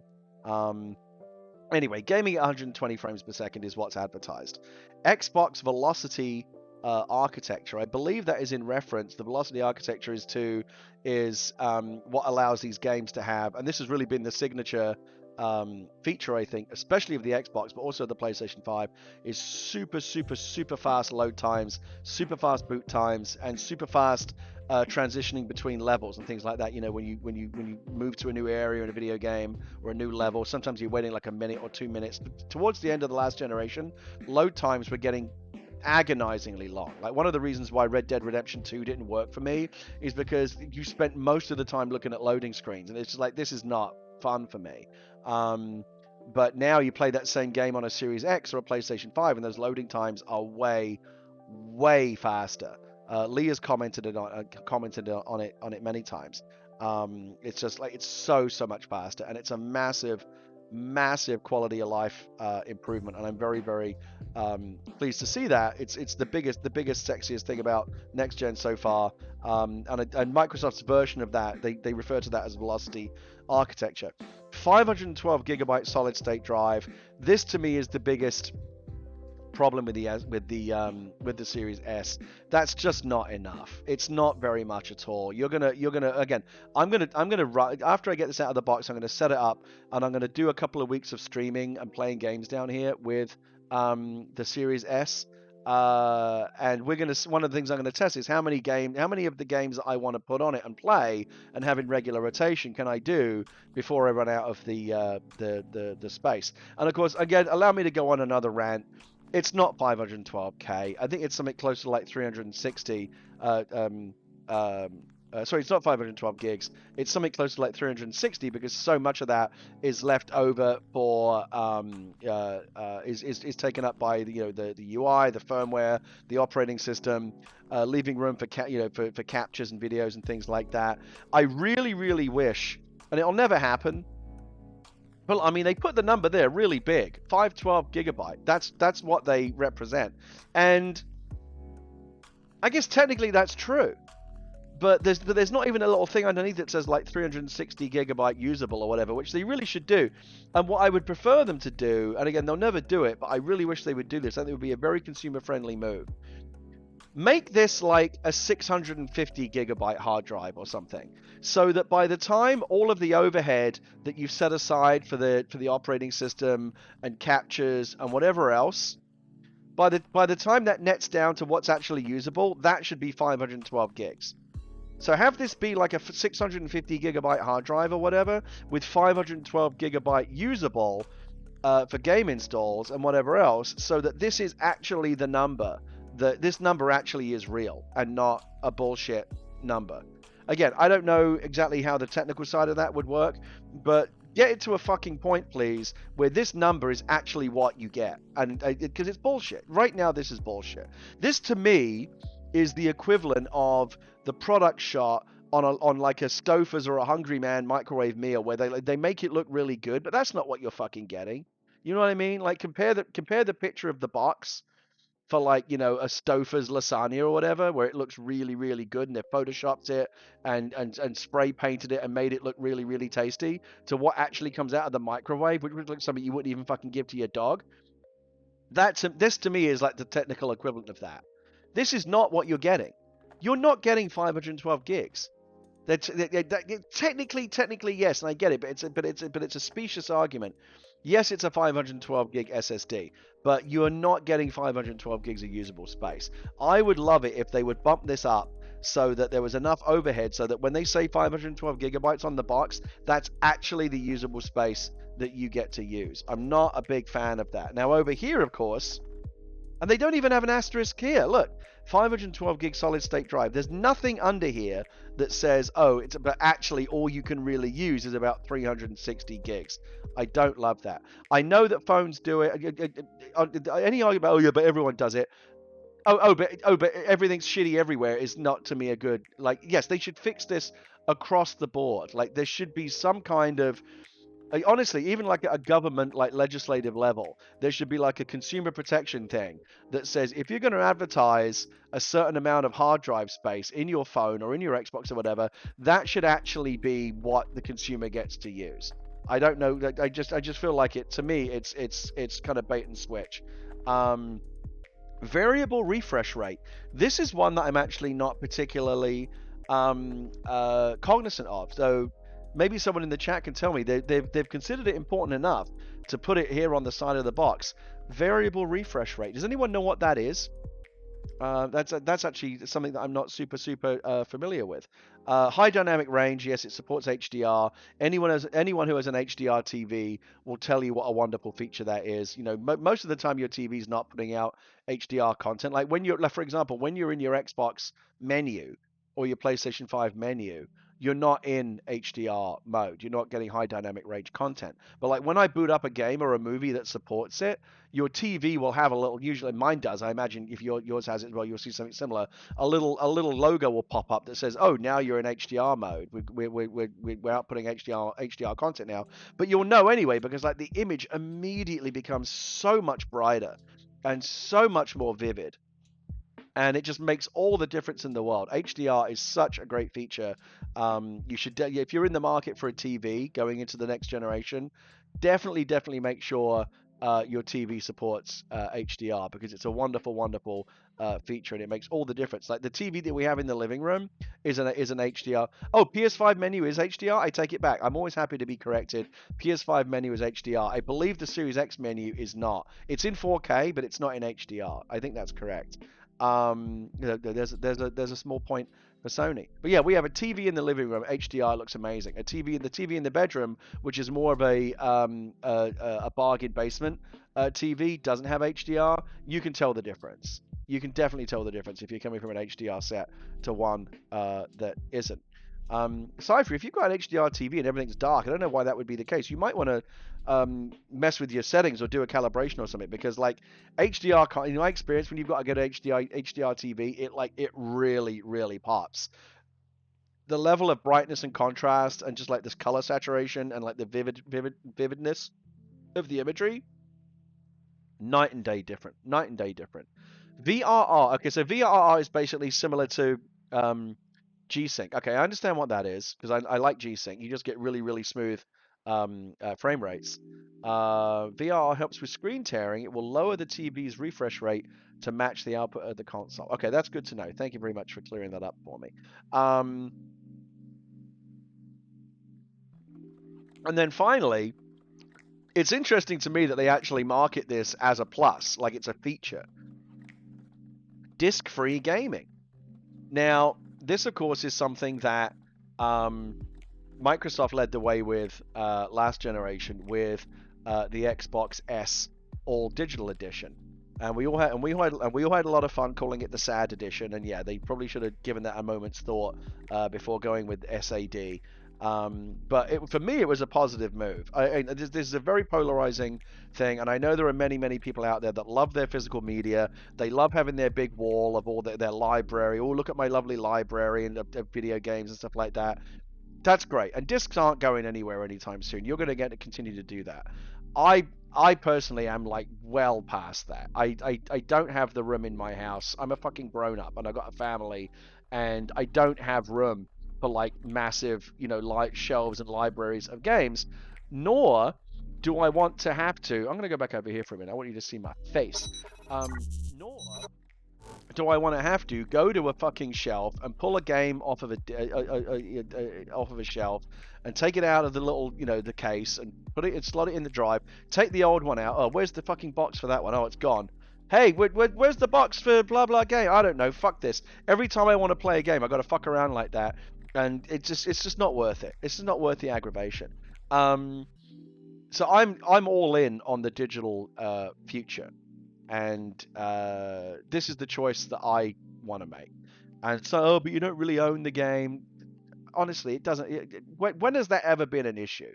It's not been an issue. It's not been an issue for me. And so I would prefer to have, and I've said it a million times. I really wish Microsoft had made a diskless. And I suspect there will be one before this generation's over. A diskless Series X that is like $100 cheaper or whatever, the same price as the PlayStation 5 digital edition. I wish they had done that, and I still think they will. But diskless gaming is now officially a thing. Microsoft brought it in with the Xbox One S digital edition. And now we've got two of the three consoles that have launched this generation are diskless. You've got two of the four, I should say. Forgive me. The Series X, of course, has a disk drive. The PlayStation 5, of course, has a disk drive. But now there's a cheaper digital edition of the PlayStation 5. Which has been very, very hard to get. That was the hardest one to find. I wanted the diskless one. I couldn't fucking find it anywhere. I had to get the one with the disk drive, which I'll probably never even use. It's entirely likely, it's entirely possible that I will go through the entire PlayStation 5 generation without ever even knowing if that disk drive even works. Because I can't imagine I'll ever put a disc in it. Why would I? I'm never going to buy a game on a disc. I very rarely watch movies on Blu-ray or 4K Ultra or whatever anymore. I mostly get everything digitally. Most of the decent streaming services are in 4K now. I'm very, very fortunate to have gig internet here, so 4K streaming is a reality in my house. And again, we swap games around a lot in this house. Like we're constantly playing this or that. We've got three people in the house, who we all have different gaming tastes. You don't want to be fucking around, putting discs in, especially when you've got like an 8-year-old kid who, isn't necessarily the most inclined to put a disc back where she found it. That can be a whole issue as well. So I just don't want to deal with physical media. I don't want to deal with discs. I do have a couple of PlayStation 4 games still sitting around on disc, but I don't imagine I'm ever going to go back to them. I never built up much of a collection on disc, either in the I had a decent library of PlayStation 3 games and a decent library of Xbox 360 games. I traded all those in or gave them away years ago, and I think maybe I had like a dozen Xbox One games on disc and maybe like a handful of PlayStation 4 games on disc, and I don't think I'm ever going to go back to them. So yeah, diskless future for me. This is of course how they kept the price down and kept the size down. On the Series S. Of course, the problem is, again, there's two things here that are advertised here that are kind of in conflict with one another. No discs, but also a relatively small solid state drive. So everything here is going to be none of the data is going to, even I understand that even when you buy a game on disc now, it still installs a ton of data to the hard drive, but not as much as if you're playing it off the disc. Here, of course, you're going to have to do a full install for every game because there's no disk drive, and you're going to run out of hard drive space relatively quickly because this is a pretty small drive. You can, of course, increase the storage space. I'll get into that when I actually take the thing out of the box, but that's not a perfect situation yet either. I think it's going to get better over the lifespan of the console as cheaper and more varied, external storage options become available. But right now, it's not brilliant. It's not great. So let's see. I think we're going to take it out of the box. I think it's time. I think it's time to take it out of the box. Let's see where we start here. I will say this: the Microsoft unboxing experience, the packaging experience, has been very good this year. The Series X is very, very lovingly bought. I would say that if you're doing like who get in very different areas, like what's better, PlayStation 5 or Xbox Series S or X, it's a minor thing because you're only ever going to do it one time. But I personally thought the unboxing experience of the Series X was better than the PlayStation 5. There's not when you open the PlayStation 5, it's like, okay, yeah, you take it out of there, nothing super fancy about it. When you open up the Series X box, it's all very it's very lovingly, you know, packaged in there with like nice little cards and messages that kind of welcome you to it, and it's seated in there really nicely. It just feels much more like a nice thing to do, to unbox and discover what's inside the container. Yeah, honestly, Brian, it's a big problem, and there've been many I say it wrong. Yeah, the Series X, the Xbox Series X box is what I'm referring to right now. That's not that point. Sony, PlayStation, PlayStation 2, PlayStation 3, PlayStation 4, PlayStation 5. I can with some certainty predict what the next PlayStation is going to be called. Who knows what the fuck Microsoft's going to call the next Xbox? I mean, it's all over the place, and they got thrown off, I think. Oh wow, Cypher, thank you very much for gifting 3 months of Tier 1 to Brian. That's very kind of you, and welcome to the LOG for at least 3 months, Brian. You're very welcome here, as always. Microsoft got thrown off really early. I think there's a good chance that had circumstances been different, the Xbox 360 would have just been called the Xbox 2. And it would have been much simpler, and now we'd be on the Xbox 4, and that would be simpler for everybody. But what happened was, because they were a generation behind, the PlayStation came out before there was an Xbox. The Xbox came out with the PlayStation and the Xbox came out roughly around the same time. I think PlayStation was a little bit before. Xbox and PlayStation 2 came out around the same time. So when PlayStation 3 comes out, Xbox doesn't want to come out with an Xbox 2 because people look at that and go, PlayStation 3, Xbox 2. 1 is better than 3. Sorry, 3 is better than 2. It seems to me that the PlayStation 3 would be more advanced than an Xbox 2. And so Microsoft didn't want to have to deal with that bullshit, so they came up with the Xbox 360 to try and make it seem like they were on parity for people that were just taking a first glance at it. And I guess that was fine, I guess. But then they got caught into this this weird naming convention. When they really went off the rails was the Xbox One. Now you can't even call the original Xbox you would call it the Xbox One. The original Xbox, you would call that the Xbox One because it was the first one. You can't fucking do that anymore because the Xbox One is actually the Xbox 3, and it was we call it the Xbox One because it's the one box you're going to need for your living room entertainment. Yeah, how'd that work out? So that was terrible.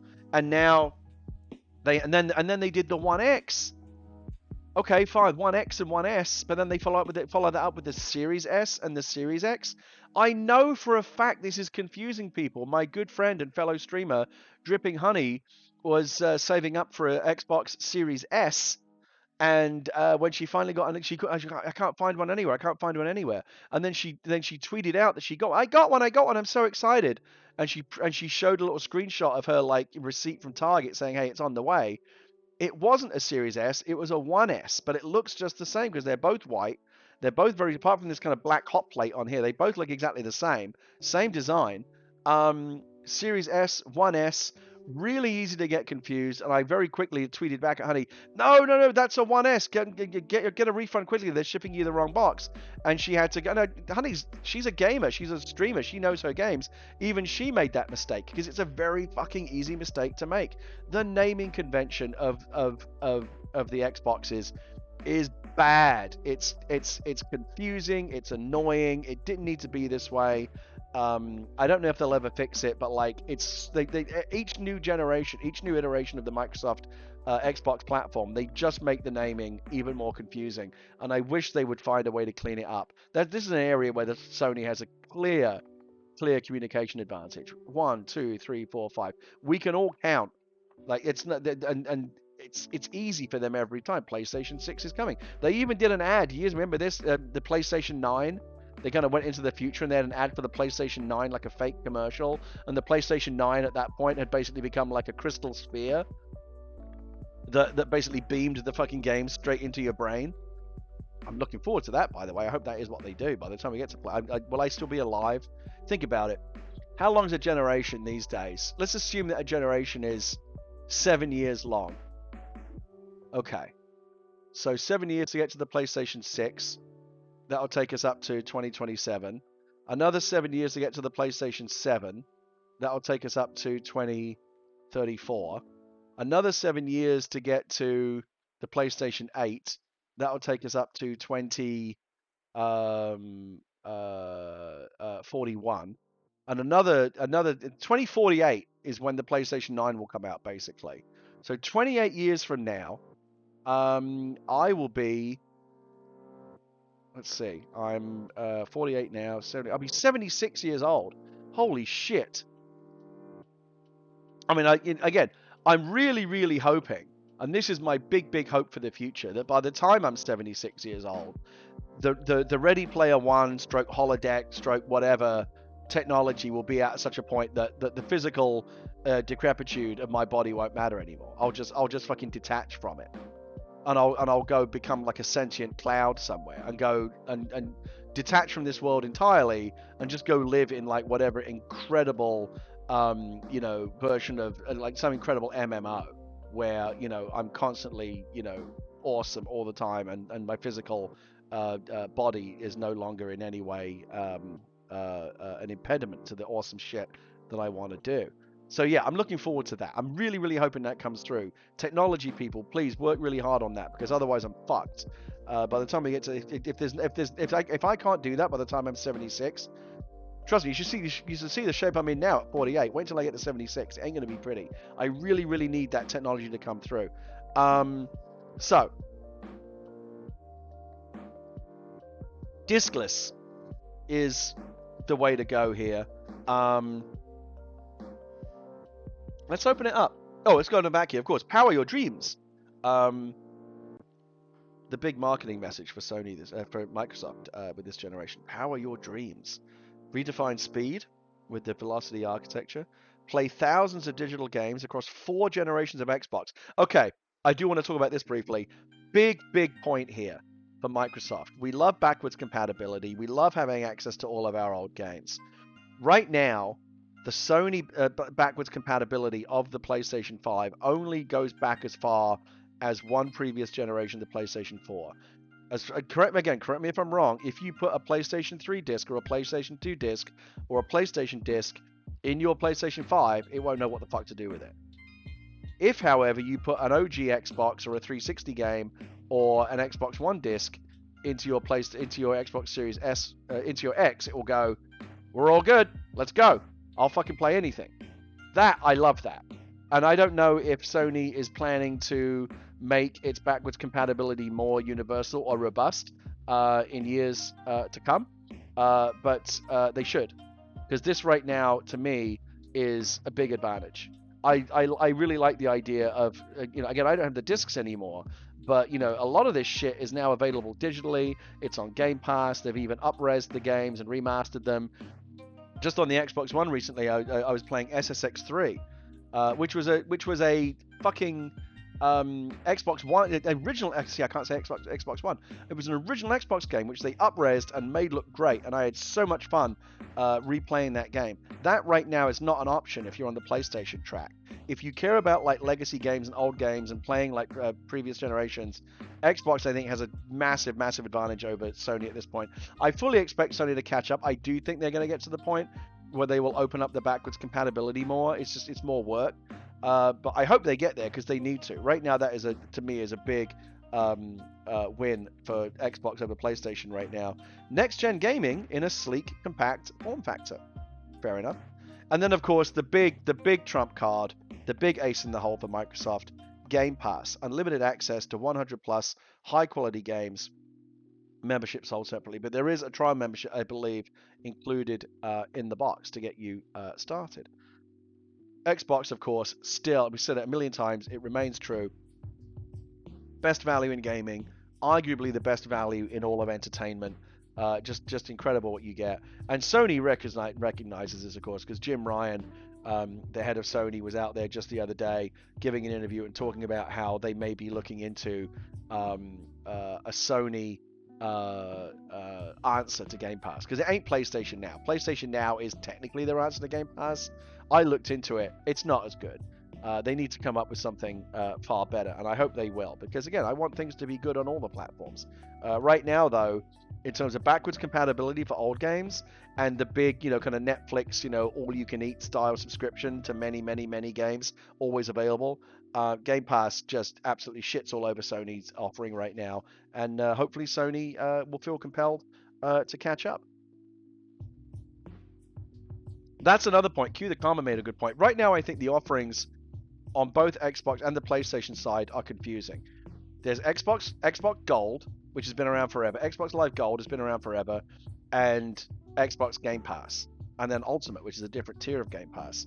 And then on the Sony side, there's PlayStation Plus and PlayStation Now, and they're two different offerings, but they're both kind of similar.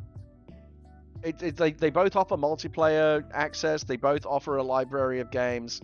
They're similarly priced, but they're not in fact the same. There's some weird differences. It's really weird. And I was talking to Greg Miller about this the other day. I was like, what's the difference between PlayStation? Because I was looking into, we boxed up our old PlayStation 4 Pro because we're not going to use it anymore, and I was going to give it to a family friend who would really like to have one, and I was going to throw in a gift card to get them, because I don't have any games to give them, because I don't have any games on disc. I was going to throw in a gift card to get them started. If it was an Xbox, I would give them 3 months of Game Pass or whatever. That makes total sense. I understand what that is.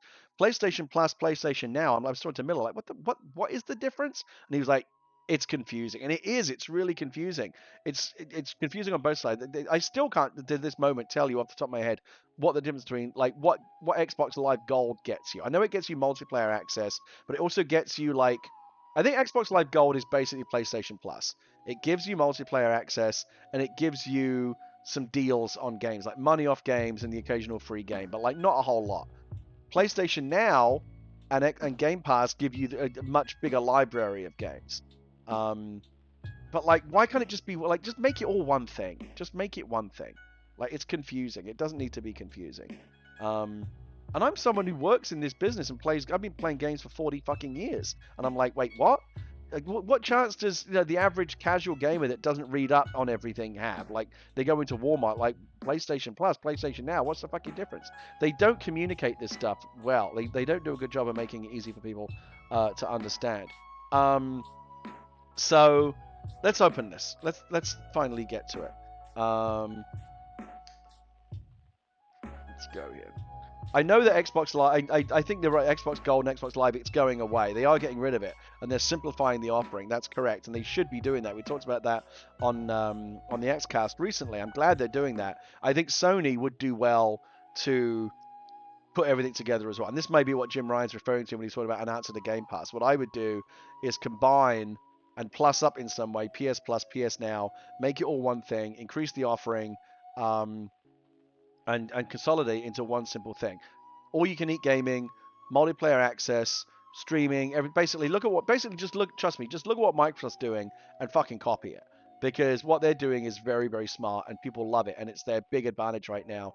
Sony, I think, if they're smart, recognize that if they're not going to lose a lot of ground to Microsoft this generation and perhaps get clobbered, what they really need to be doing is making sure that they have a solid answer to the Game Pass argument, which currently they don't. All right, so here we go. Let's open this fucking thing up. Let's see here. A little tab here, a little tabby that comes off. All right, goes over here. I think we have one on the bottom as well. What do we have over here? Oh, there's a tab at the bottom here. Okay, I would get my knife out, but it actually gives you a little tab here to just pull it off. There we go. Okay.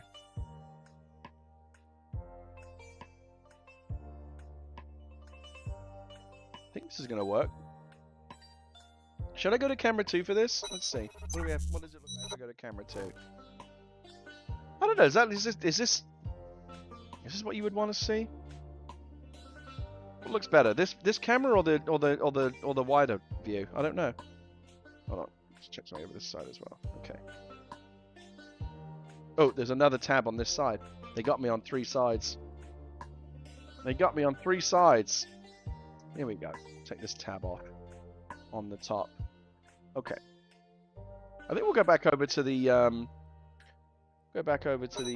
full screen. That's slightly better. It's nice to have that for detail, but let's see. And now this just opens up very nicely. And this is what we have inside. And my goodness, again, I don't know how well this really shows up. Let's try camera 2 again. It is really small. It's teeny tiny. It's teeny tiny. There is a box within a box. Yeah, I'm gonna go back to the main camera again because I actually think you get a better sense of the size of it when you have me in relation to it. Oh my god, here we go. Okay, so let's get that out first. You get a nice little card that tells you how to set it up. Not that you shouldn't really need much help in that regard. And then back here is a nice, neat little compartment and all the other goodies. HDMI cable, which I'm guessing is not the same. I'm guessing one of the ways that they save money is this is not an HDMI 2.1. Yeah, it's high speed. It's not ultra high speed. Because again, there's no point. The Xbox Series X comes with an ultra high speed HDMI cable. Because if you have a TV that can do 4K 120, you also need a cable that can output that, and that's what they give you. Really, really like the HDMI cable that comes with the Series X, and I believe also the PlayStation 5 is like super high spec. The one in this box is not because it doesn't need to be. So I think they saved a little bit of money on the cable. Nice, simple. I like that it's not a 3-pin plug anymore. They went back to all the power stuff's inside. No big. Remember the Transformer box that came with the original Xbox One? The fucking power box was basically almost as big as the Series S. Ridiculous. Now it's just a cable because the power supply is all inside, as it should be. And then of course, finally, the last piece of the puzzle, the controller, which I really like. I think they call this Ghost White. I really like the Ghost White controller. Here it is. Let me show it. Let's get a good look at it there. It's really pretty. Nice matte finish. The sheen. Look at the sheen on those. Robot White. I'm sorry. Ghost White was what they called the old one. Robot White now. And I think you can maybe even get a look at you can see there's this very kind of textured, almost kind of sandpaper finish on the back of this. You can kind of see it there. That makes this it has a very kind of rough feeling in your hand, which I really, really like because it's not slippy. It's very grippy. I would say Xbox grippy, PlayStation 5 slippy. I like the DualSense a lot, but it's much, much smoother in terms of the finish. And it's a little bit slippier. I'm worried that if your hands get sweaty on the DualSense, it's going to start getting away from you. I don't think that's going to be a problem in this one because they made it really, really rough and gritty and grippy, and I like that a lot. I really do. And then, of course, another weird thing. This to me feels weirdly old-fashioned. Let me get rid of the rest of the box here. Bardo Lardo, thank you very much for the Twitch Prime. That is very much appreciated. Set this box aside because we're done with it for now. I'm gonna put this over here. Let's see here. Just put this away. We're done with the outer box. We can set that aside. And we've got, of course, the little mini. God, it really is tiny. It's actually amazing. Talk about this for a moment. Double A's. This is something where Microsoft and Sony have differed for a very long time. For as long as PlayStation controllers have been wireless, which I believe began with the DualShock 3, with the PlayStation 3, the controllers have been internal batteries and rechargeable. Now, it's been a bit of a problem for me on the PlayStation side because I think it's changed now, but the PlayStation 3 and the PlayStation 4 controllers had bad internal batteries. I was constantly recharging. I would get the battery low alert on the DualShock 4 all the fucking time. Oh no, it was called the DualShock 3. What was the 6-axis? PlayStation 3 they called it the 6-axis, right? And you had to do all this shit that people didn't really want to do.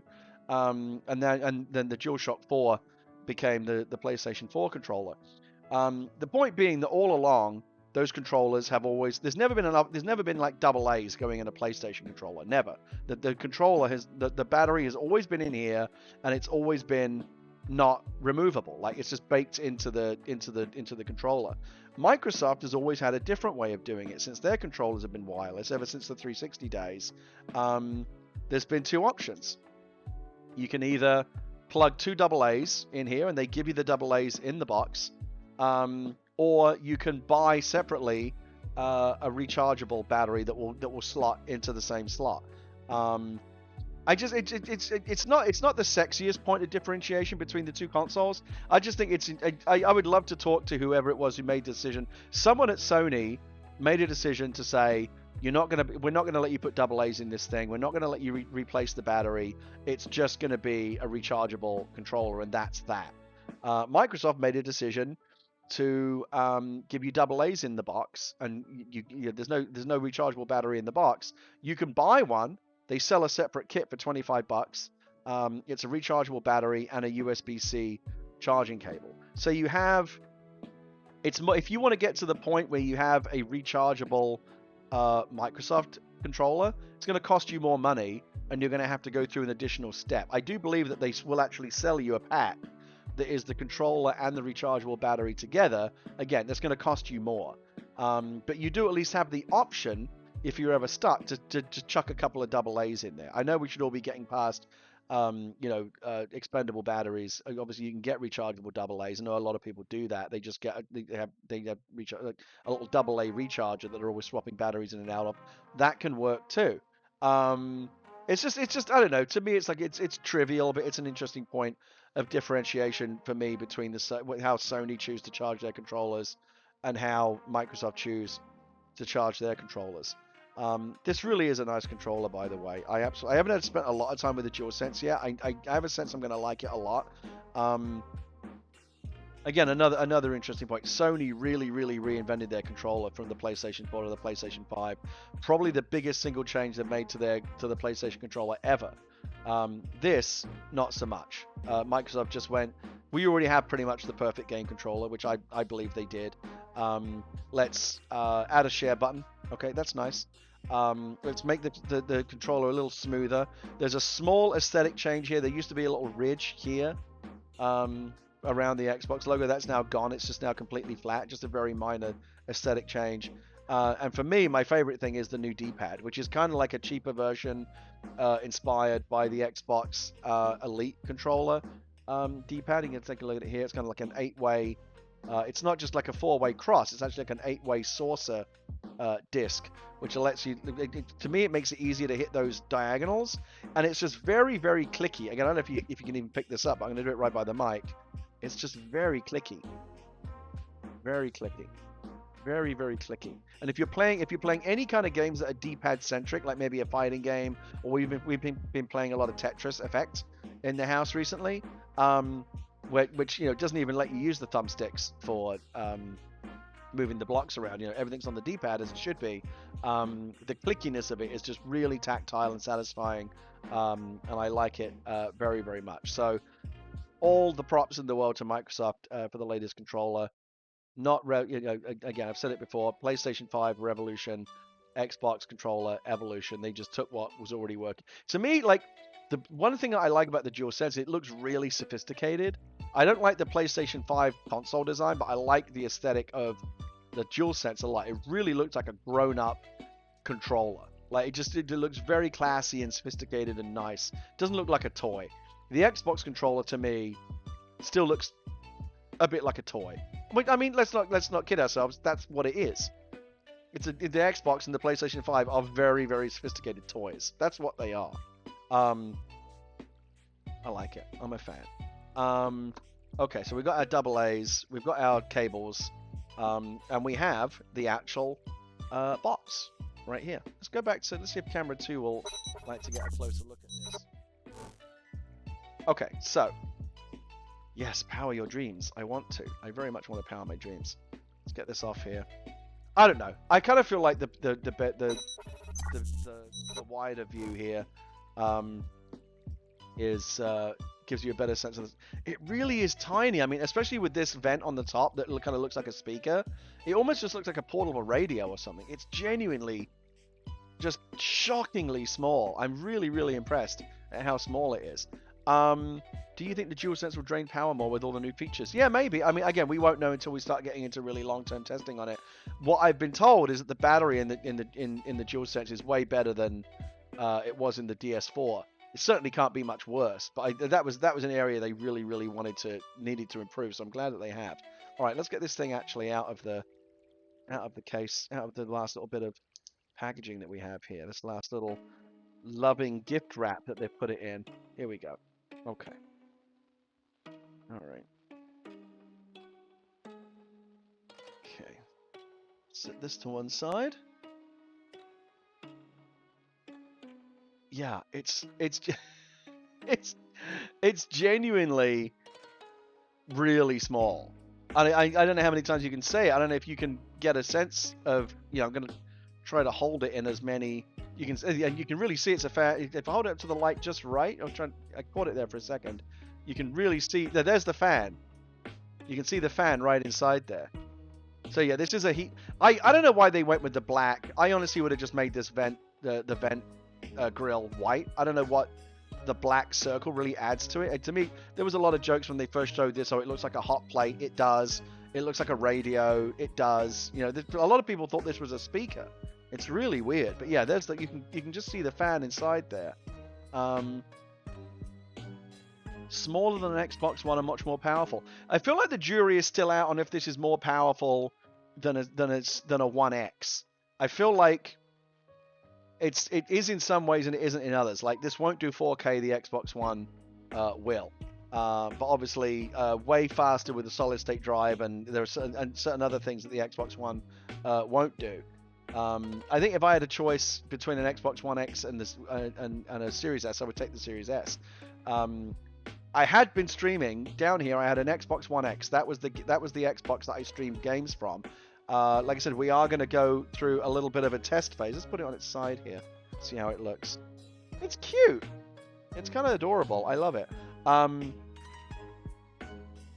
know it's more powerful than Xbox One. Is it more powerful than Xbox One X? That's my question. And again, from the little bit of research that I've done, the answer is kind of a mixed bag. Yes, in some respects. No, in others. Doesn't have as much storage, but the storage that it has is way faster. Doesn't do 4K, but again, for me down here, I'm not going to care because I'm not outputting this at 4K. I don't have a 4K panel down here. So I think this is going to be I think if you've got a 4K TV, you might want to think a bit more carefully about it. But again, this has been my argument all along. For down here, in my office, playing games at 1440p, the native resolution that this is optimized for, and which that's the native resolution of my monitor, that to me seems like the perfect fit. I feel like the only point of frustration is going to be I'm not going to be able to put as many games on it as I'm used to. And again, for streaming though, that faster load time is going to be great. Like when you're streaming, you don't want to, whether I'm streaming content to you or you're at home watching it, I don't want to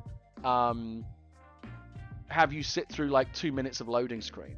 That's going to go away because it is absolutely the number one thing you notice first. Holy shit, it boots up fast. Holy shit, games load almost immediately. Like, you know how loading times have gotten so long now that during those like interstitial loading screens, the games start putting up little things for you to read.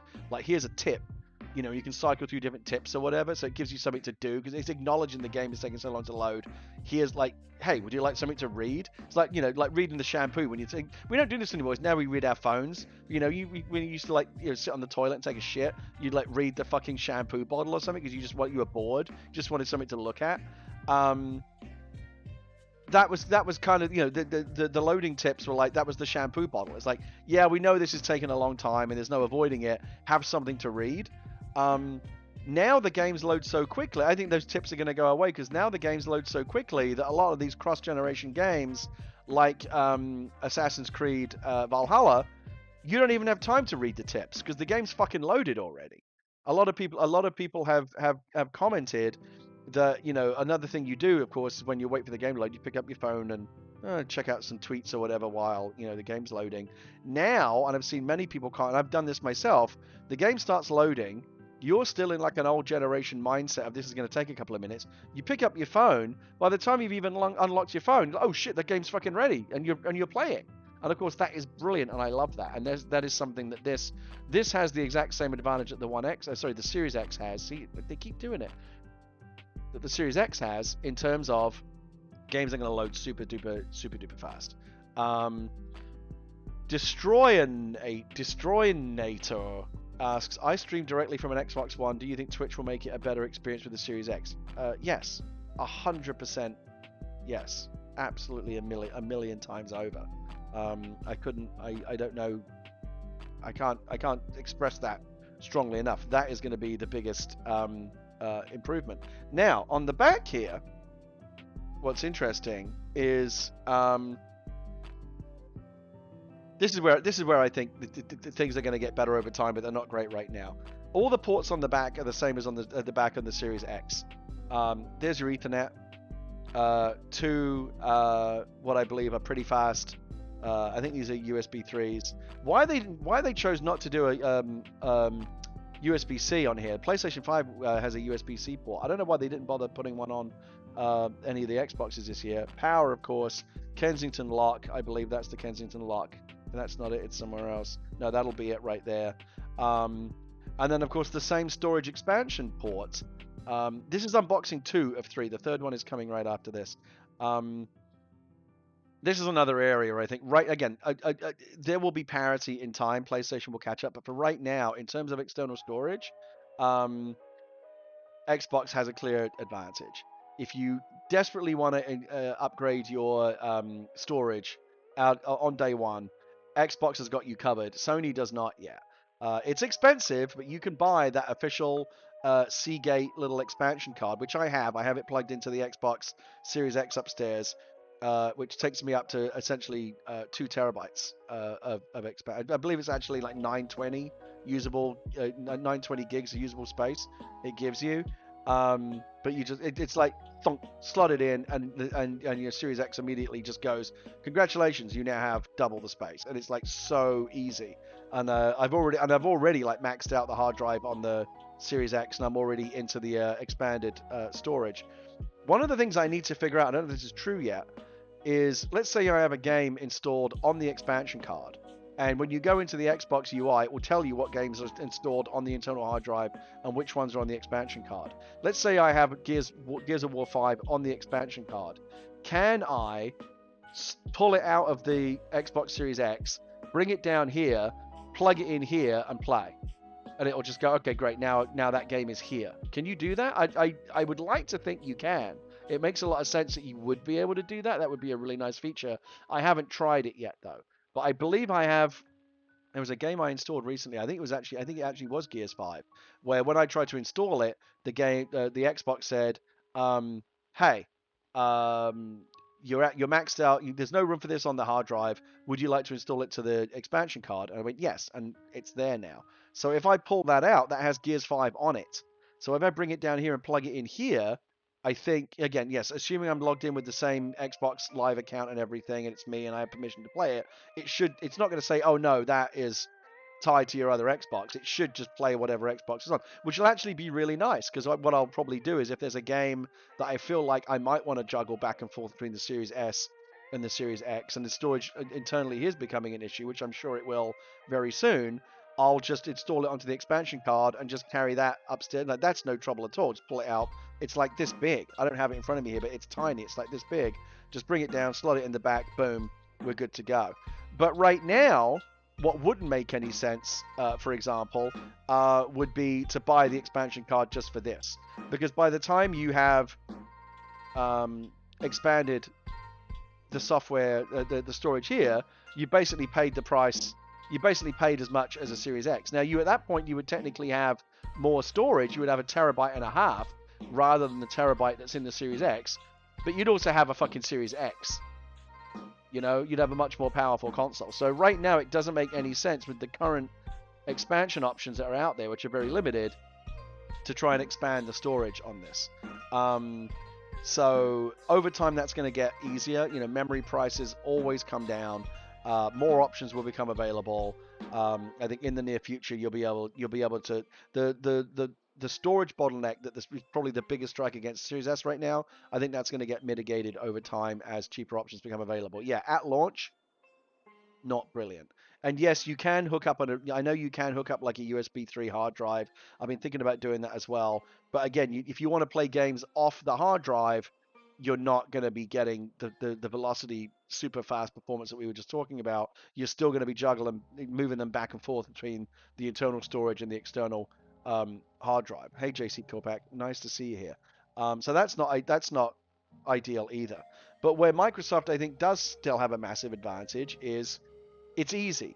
You can plug that thing. No, you don't have to open anything up. You just plug it in. The biggest problem for me on the PlayStation 5 is right now there literally is no super fast storage available. Yes, you can plug in an external drive. You can play your PlayStation 4 games on it and stuff like that. But if you want to play PlayStation 5 games at the speeds that they will play up internally, there's just no option for that right now. The firmware doesn't support it, and there aren't any approved drives out there. And when there are drives available, you are going to be getting out a screwdriver, you are going to be popping off that top panel, and you are going to be getting into the guts of the machine to install that extra internal storage, because there's no slot like this on the back of the PlayStation 5. There fucking should be. Microsoft can do it. Why can't Sony? It's just there, in the back, done. Literally takes 1 second. 1 second. You're probably going to be spending at least a few minutes and getting a bit nervous anytime. For me, like I'm somewhat tech savvy, but I also just have the worst luck with technology. Anytime I'm popping off the top of something and getting into the guts of it, I start getting nervous. We had a big problem with the PlayStation 4 Pro recently. We were playing Last of Us Part 2, which, brilliant game, but you better be ready to either put on headphones or crank up your volume really loud, because my goodness, I had an early model PlayStation 4 Pro. That thing sounds like a fucking leaf blower playing that game. It got really, really, really loud, like to the point where, like, should we turn this thing off? Is it going to fucking explode? What is going on?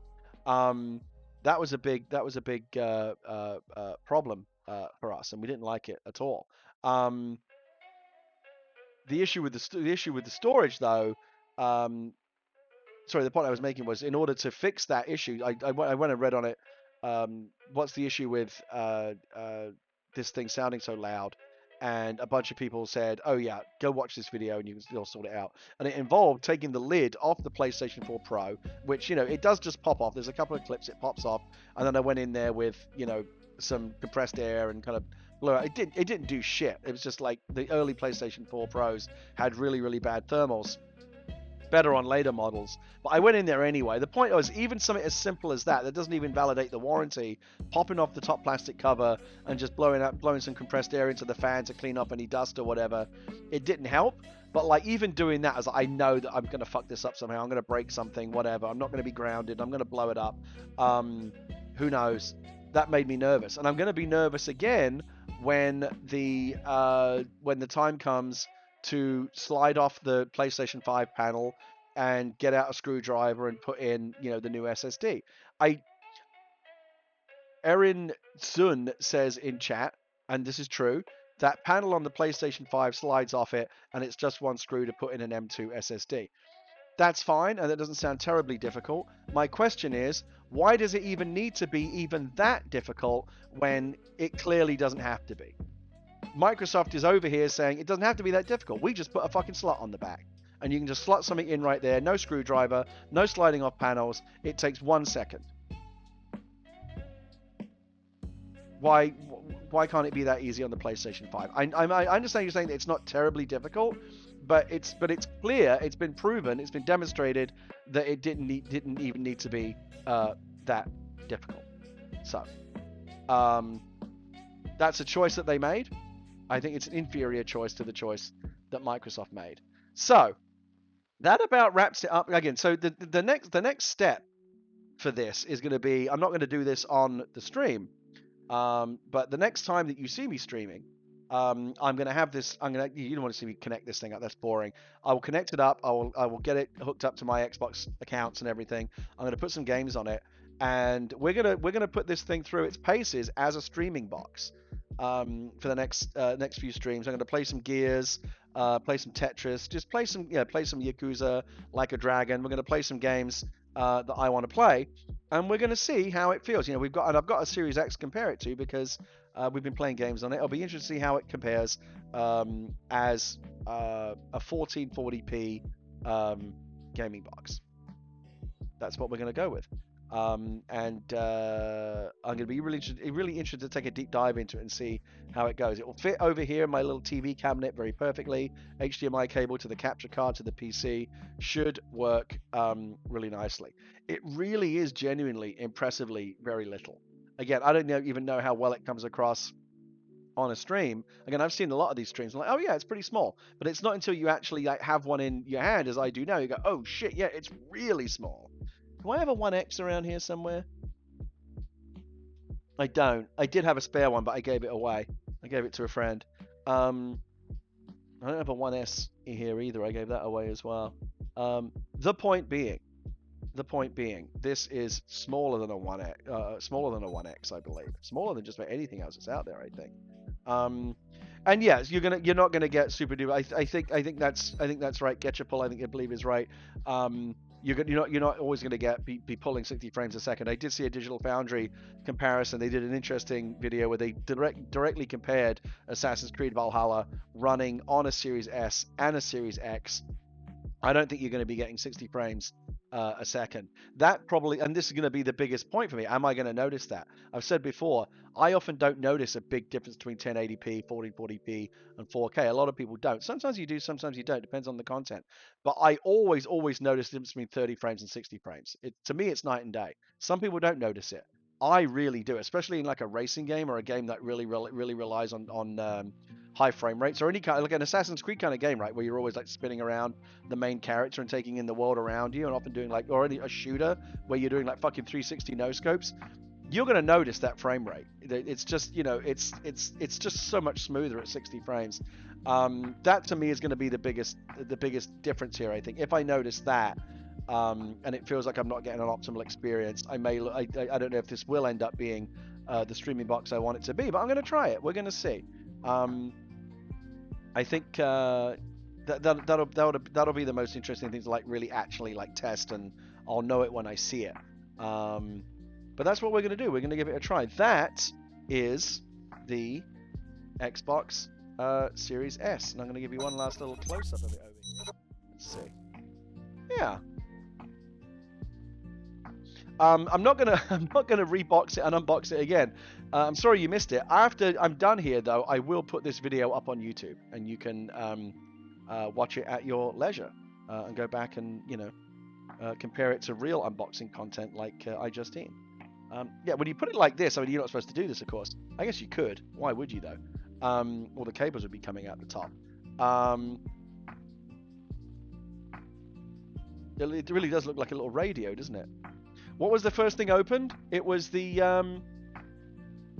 do I still have it here? Yeah, it was the Super Mario Game & Watch. Little $50 stocking stuffer. That was really fun. I like that a lot. So, and again, we're going up in power, and we're going up in price as we unbox each of these items. The Game & Watch, of course, not really making any boasts about its power, because it's playing a 35-year-old video game, and it's just it's just a little thing. It's a little toy. It's a gadget. It's a fun little cute thing to have. Cheap, not very powerful. Xbox Series S, also cheap, relatively cheap, and quite powerful. Let's move on to the last thing. I'm going to put the Series S over here real quick. Oh, it looks really good there, actually, on my cabinet. I might just leave it there. This might be where it sits. I like that. Just get rid of the couple of little extraneous items of packaging here. Again, the robot white controller. Big fan of that. I like that a lot. Let's move a couple of other things out of the way here. 1 second. Give you another quick look at the game. I'm leaving it out anyway because I know I'm going to fiddle with it more. Game & Watch. Really pretty. Really cute. I'm and I'm gonna just put the rest of the. I don't know why I'm keeping the box. I just, it just feels like a collectible to me. The new Game & Watch. I just kind of like it. It's a little box. Stick it in with all my other little boxes and things, and it comes in this nice little plastic thing. Many people, of course, will buy this and never even take it out of the box because they just like having the unboxed version. That is a level of madness I will never understand. But some people are like that. I know some people in my life who are like that. Sometimes they'll buy two. They'll buy one to keep in the box preserved and the other one to actually take out and play. That, again, is a level beyond anything I'm capable of comprehending. But, my hat's off to those people who are that hardcore. Good on them. Good for them. Right, get in there. Okay, that's all packed up. Goes in there. Game & Watch. Super cute. Okay. So, where are we? Cheap. Super cheap, not very powerful. Quite cheap, quite powerful. Now let's move to not very cheap at all, but extremely powerful. Let's go over here. I have a surprise for you here. Oh yes. Oh yes. Here's a box. What is in this box? This is the mystery. This is the mystery unboxing that we talked about. What's up, Adam? Oh, Adam's here. Hello, how are you? Why are you saying no? What's your problem? I actually need to go to the bathroom real quick. Where's my BRB? I'll be right back.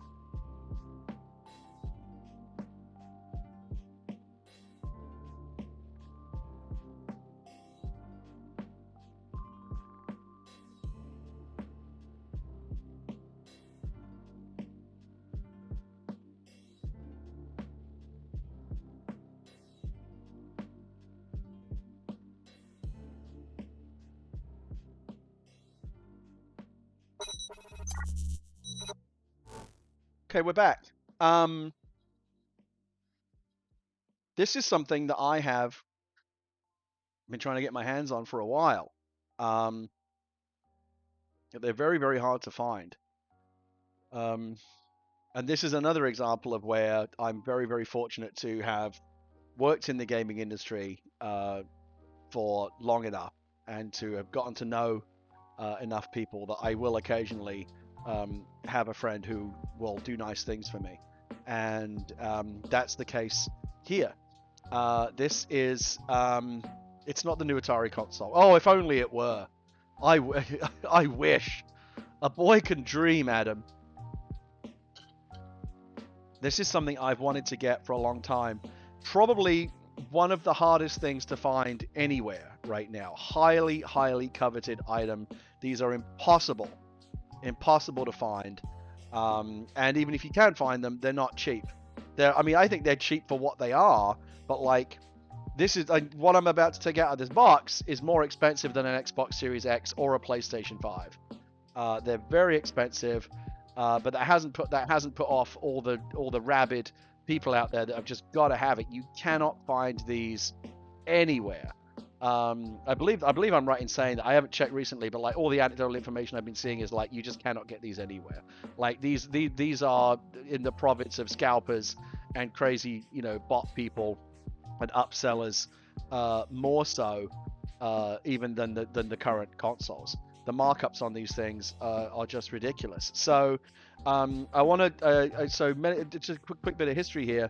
Many years ago, when I used to work at PC Gamer, there was a sister magazine right across the street that used to be called Boot.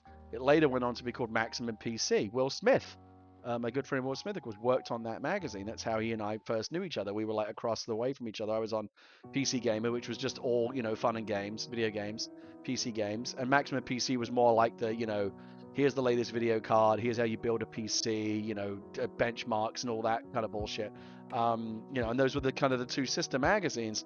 And there was also another person who worked on that magazine by the name of Brian Del Rizzo, who was a very technically, just like Will, very tech savvy person, built their own PCs, knew how to, make all this kind of, do all this kind of stuff, and was like super, super tech savvy. And in fact, I still lean on people like Will and Brian when like I'm having trouble, with some technical PC issue. They'll often know stuff about what's happening in the guts of my PC with like drivers and fucking BIOS and all that kind of shit. Way better than I do.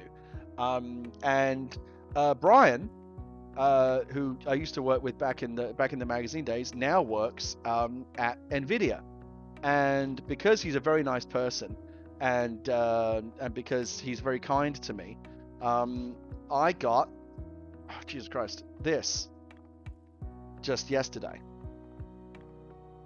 which I'm very, very pleased with. The funny thing about this is actually the second card they sent me. They originally sent me a 3090, which is even a step up even from this, which is absolutely the super duper tippy top of the range. I had to send it back though, because the 3090 is so much bigger than this one and requires so much more power and is generally just like such a mega component that it wouldn't even fit or be compatible in any way with the PC that I currently have it. Like it would barely even fit in the case. I did all the measurements and everything, and it was just like ridiculous. The 3090 is like this, I think. It's absolutely nutty. And so I have to say, I'm so glad that you sent me like the 3090, but like I can't use it. I would have to build an entire new PC around it, which is definitely a worthy thing to do, but I don't need to do that. I have a very good PC here, a very high-end machine already. What I really want is a card that is going to give me a big step up over what I have right now. What I have right now is no joke. I have a Titan RTX in here, which until the 3000 series cards came out was the absolute kind of Mac Daddy king of all the cards. $2,500 video card, absolutely mental. Which Brian also furnished me with back in the day. And again, thank you to him. What a nice man. But that card, so I had a 1080, and when they sent me the Titan, I'm like, this won't go with my the motherboard, like the power supply, nothing will support the Titan RTX. So I actually ended up, the PC I have now is a new PC that I built completely around the Titan RTX, and it's a wonderful PC and I'm very happy with it. That's what I've been using for a while now. When they sent me the 3090, it was the same situation all over again. The 3090 is so big. Go Google like a picture of the 30, like someone holding a 3090. It is absolutely ridiculous. It won't fit in my case. It requires 3 PCI slots. It draws a lot of power, and the reality is this, because I went and did my homework. I may be wrong about this, but I looked at a lot of different websites. The difference between the power difference between the performance, GPU performance from the Titan RTX that I have now to the 3080 that is going to be going into this machine is staggering. It's impressive. These 3080 cards are amazing. I think even like a 3070 might beat a Titan RTX. I don't know. Certainly a 3080 definitely does. And a 3090 would beat it again, but if the 3080 like gives you this much power, like here's the Titan RTX, this much power. This is very scientific. Titan RTX, 3080, 3090, like a bit more, but probably not that much more than I would ever even notice, and certainly not worth the hassle of building a whole new PC around it. So I actually sent the 3090 back and said, thank you so much for sending this. I'm very grateful for it, but like I can't actually use it with short of building a whole new PC, which I'm just not prepared to do right now. And so they sent me the 3080 instead, which I'm very grateful for. And yeah, a lot of, as Evernerve says there, a lot of the stuff that I suggested is like even unless you are absolutely insane, gotta have the best of the best video gamer. The 3090 is just overkill.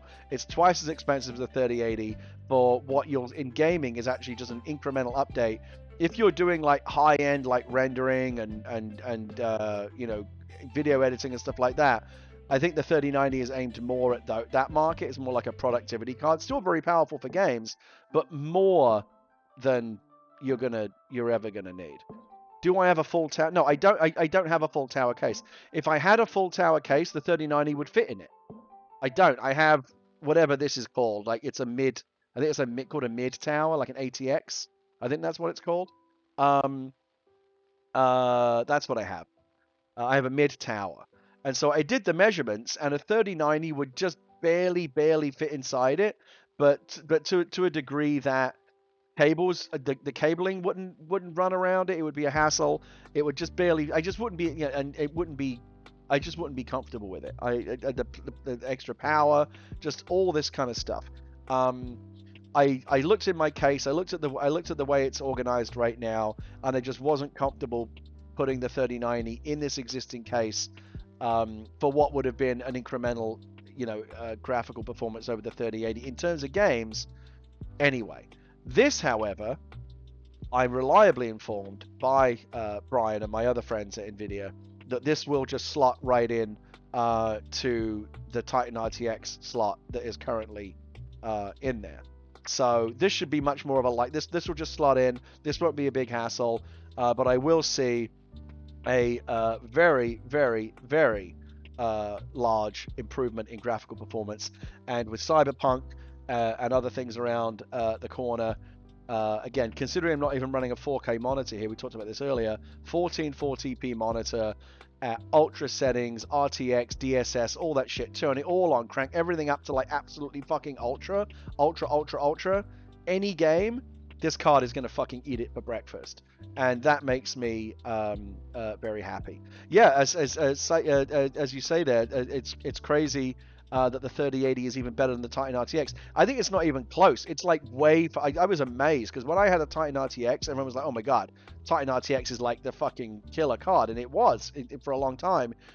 And then I went and looked at the benchmarks when the 3080 came out. The 3080 fucking destroys even the Titan RTX. It's a $700 video card. The Titan RTX was $2,500 when it came out. Like it was basically their version of the 3090. Like you don't even need this much power. This is just for the more power crowd that have just got to have like the uber card. There is a market. There is a market for those people that have like infinite amounts of money to spend, want the bragging rights, just want to build like to be able to say this is the ultimate PC. If you wanted to build the truly ultimate gaming PC, the 3090 is what you would put in it. If you're willing to build it from scratch and spend however much it takes to get you there, that's the card you would want. I just don't need that much power, and I certainly don't need that much aggravation building a whole new PC. I don't even really have the option to build a new PC right now because I'm not technically proficient enough, or I should say technically confident enough, to build a whole PC from parts, from scratch, by myself, completely unsupervised. I would fuck something up. I just know it for a fact. Adam's in the chat here. He'll back me up. I would fuck it up.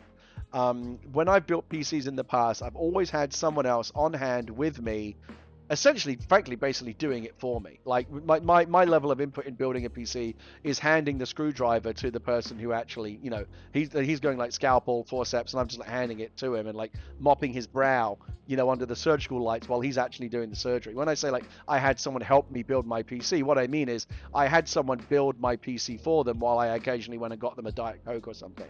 So like I am not a PC builder. I'm not confident. I have all the respect in the world for, you know, Trisha and my friends who build them on the regular and know how to do it. I'm just not the guy to do it in a way that the ultimate build is going to be in any way, you know, reliable.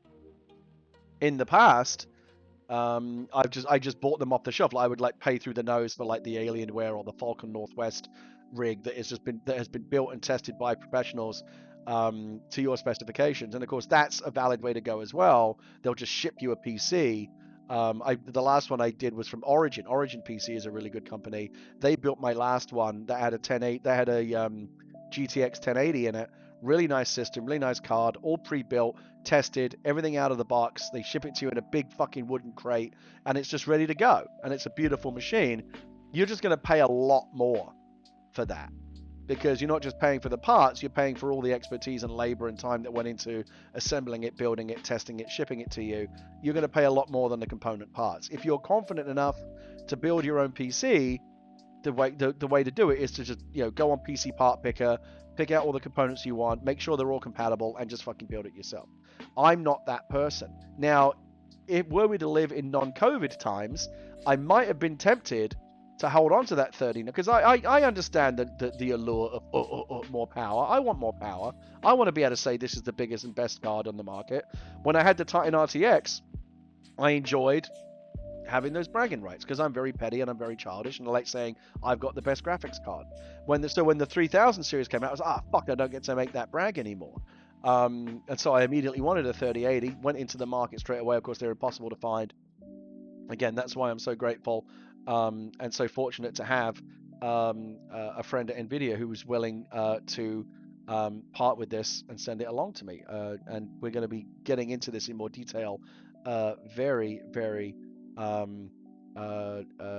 shortly. And again, I understand what people in the chat are, oh, it's not that difficult. Trust me, you don't know me. It's difficult for me. You're saying it's not difficult. You're applying your own standards to how it's not difficult. Trust me. For me, it's difficult. I know I know my limitations. I'm not comfortable building a PC by myself, unsupervised. Trust me, it would be a shit show. Now, again, in non-COVID times, I might invite Will or a friend of mine to come over to my house and help me build it.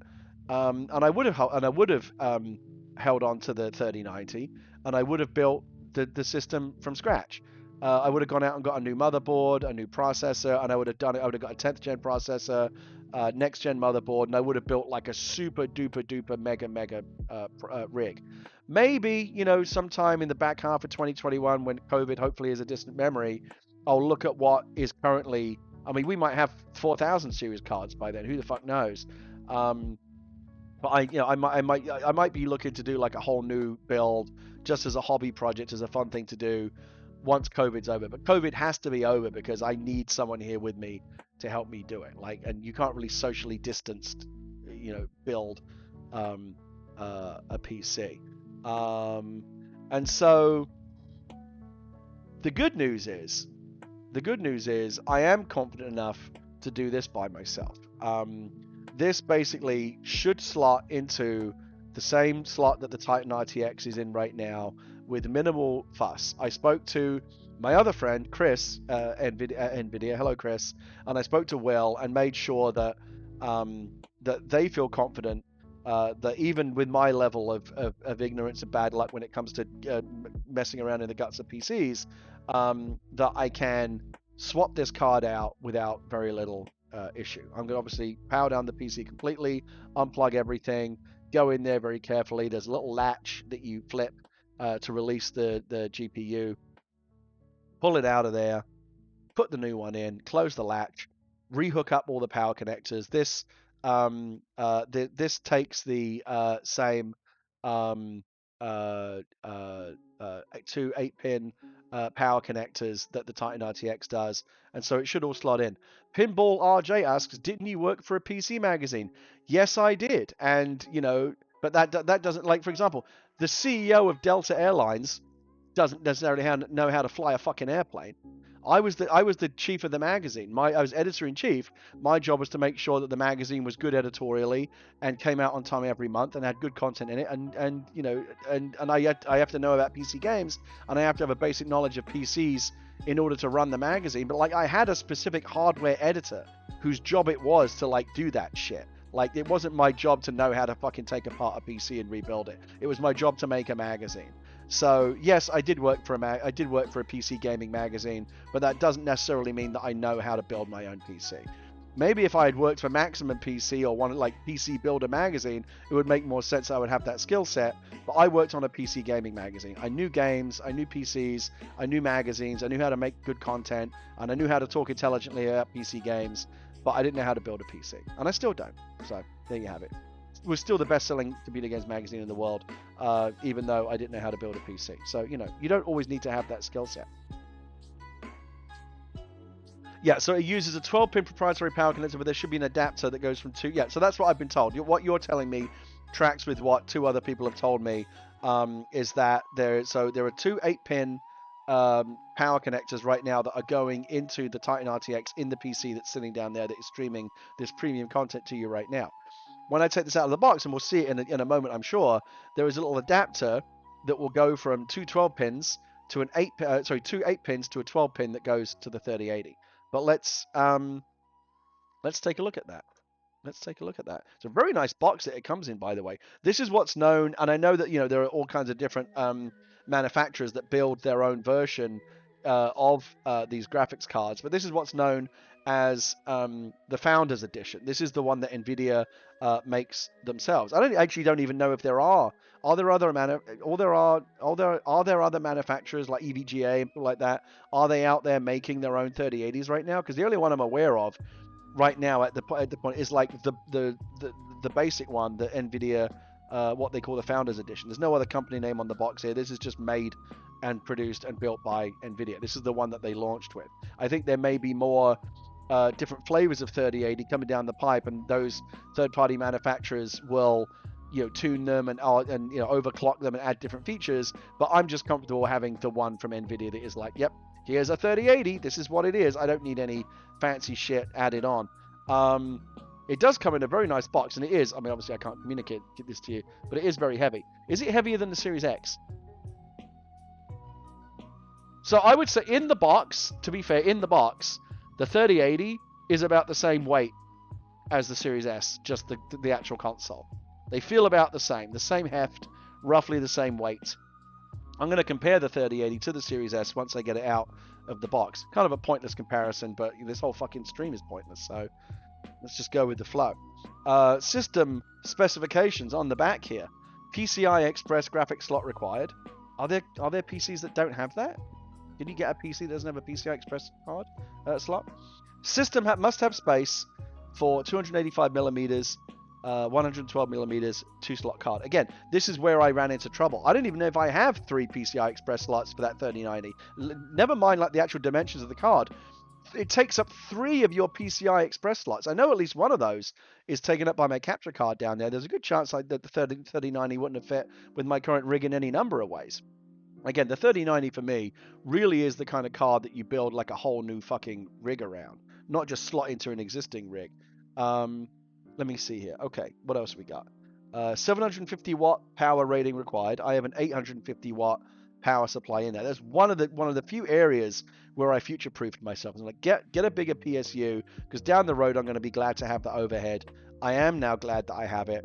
750 watt power rating required. I've got 850 watts right now, so there should be plenty of overhead. Windows, yeah, blah blah blah. 2 gig of disk space, yeah, I've got all of that included in the box. GeForce 3080. Well, I should fucking hope so. Nvidia dual PCIe 8-pin power dongle. That's the adapter that I believe we were just referring to, and the quick start guide, which I'm sure I will be referring to. Let's get busy. Oh, 3 slots in the back, not 3 slots in the motherboard. Okay. Well, either way, look, I'm telling you, the 3090 wouldn't have fit. I would not have sent back a $1,500 graphics card were I not certain that it would not have been the right fit for me, given the case and the build that I have right now. Maybe down the road, but again, this is going to do the job. This is going to do the job. This is going to eat Cyberpunk 2077 and shit it out in little nuggets. I'm telling you, this card is going to do it. This card is going to do it all. Okay, let's open this up here. A little slicey. Yeah, the issue is again. I measured the length of it, and it went right. Not only did it go right to the edge of the case, it would have taken up so much space that the existing cables I have in there, the power, they wouldn't have even have run. Like, it's hard to explain, but trust me, I took one look in there, and I was like, this ain't fucking going in. It just ain't. And again, were the 3090 like twice as powerful as the 3080, I might have considered it, but it's not. It's like incrementally more, in terms of gaming performance, incrementally more powerful than the 3080. So for me, it wasn't worth it. Okay. Now we got it here. Very, very nice, very solid, sturdy packaging that they put in here. Okay.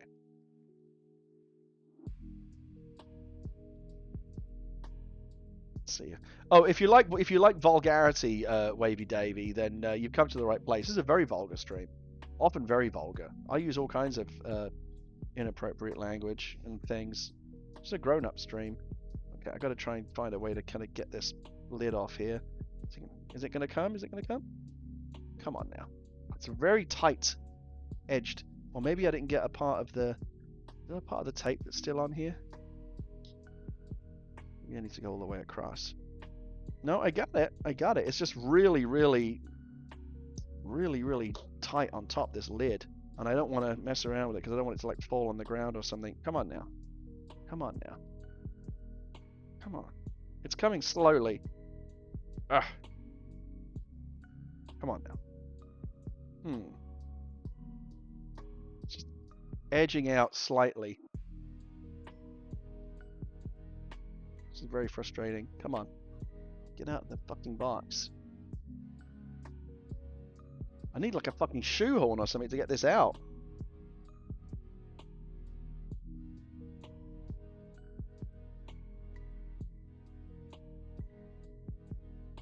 Does not want to open. Maybe I can get it on the side here. Just push it on the side. Back to the knife. Got it.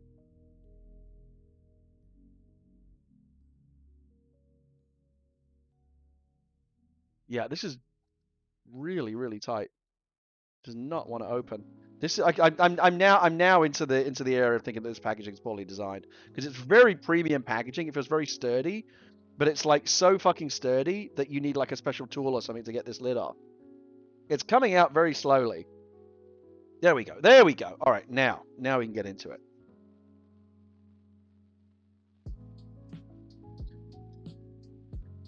Are we ready for the reveal here? Should I go to camera 2? What does camera 2 look like over here? It's closer, but like the camera's quality is just not as good. I'm gonna go back over here again. All right, here we go. Oh my god, it's such a beautiful thing. They really do design these cards, like, even though once it goes inside your machine, unless you're the kind of person that likes to display your PC, like put it up on your desk with like lights fucking shining on it and stuff. I'm not that person. Although at one point, if you may remember, I had a whole webcam just pointing at my PC at one point after I did that RTX Titan build. Once it goes in, like, you never really see it again, but they still, there's a big core of the market that really care about the aesthetics of these cards. And I would say this is a really, really pretty card. Let's see if we can get it out of its foam enclosure here. Oh yeah, okay, now we're talking. Let's get a good look at this. Let's see, can you see this up close? Oh yeah, look at that. That's a thing of beauty. That's a thing of beauty. Look at that. Look at that. Look at the way the light hits it. I mean, just as like a piece of hardware, you're like, really, really pretty. Side view, GeForce RTX, underneath. Look at that. Look at that. Beautiful. And then here's all your outputs. What do they give you? It's 3 DisplayPort out and 1 HDMI out.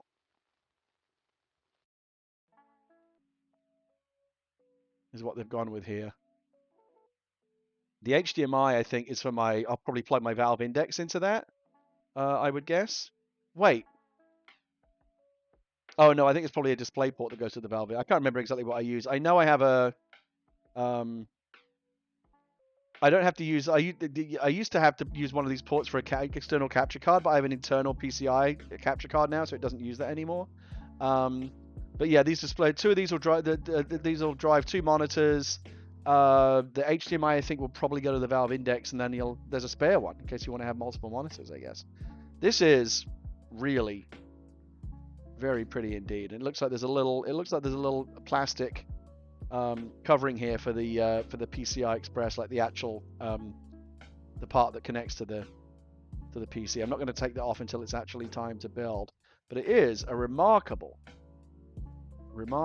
piece of hardware. Look at that. It's a beauty. It's an absolute beauty.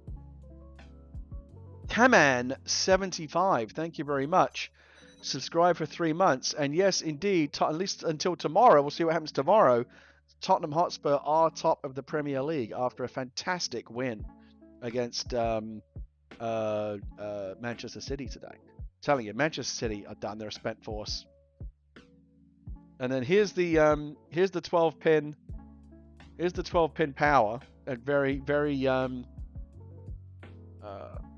kind of gracefully designed into the side of the unit there. That's where it's going to get its power from. And now, again, that's not what I have. I have 2 8-pins. So somewhere in here, there should also be. There's a little mini box, inside a box here that is going to hopefully give me the other things that I'm going to need to get this up and running. Set this to one side here. Let's take a look. Put this right over here. What's in here? Ooh, what's in here? It's exciting. Okay, so here is my quick start guide, which is actually, for a quick start guide, is actually quite beefy. Quite beefy. There's quite a lot going on here in the quick start guide. I mean, the fact that it's in like multiple languages is probably why it's part of what there is. And there's a support guide, which is another little booklet. And then over here, what do we have over here? Aha! This is the part that we want. Use only the included NVIDIA dual PCIe 8-pin power dongle for your GeForce RTX 3080 Founders Edition graphics card. Use of third-party power dongles may cause technical issues. Okay, so yeah, we don't want to do that. I wouldn't know how to. I don't have one. Let's pull this out of here real quick. So yeah, what's going to happen here is the 2 8-pin power connectors, which are currently on my going from my PC to my Titan RTX. I'm not going to go directly to the card. They're going to go to this little dongle. And then that dongle is going to then slot into the 12-pin port here. This is very short, but, you know, shouldn't really need to be very long, I don't think. It is quite short. But that's what I'm going to be doing. This seems like it would be fairly straightforward, I think. I hope so. We're going to find out. I'm going to leave these out. I'm going to do this later today or tomorrow. I'm actually going to do the install, because obviously I can't do it on stream because the PC I'm going to take apart is the one I'm using to stream right now. I'm going to do this over the weekend, and then hopefully the next time I'm back with you on a stream, we'll be running on a 3080. Does anyone have any good ideas? Here's a question for you. Does anyone have any good ideas? Yeah, shall I try and swap it out live on the see if the stream stays up? If I swap the GPU out live with the PC running, that would be a fun stream. Once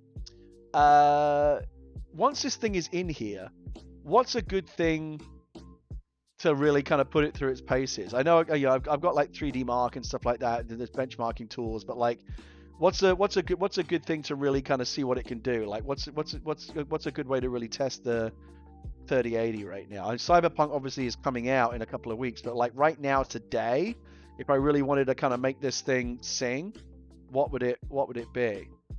A couple of people saying Control. I can't even run it at 4K because I don't have a 4K panel down here.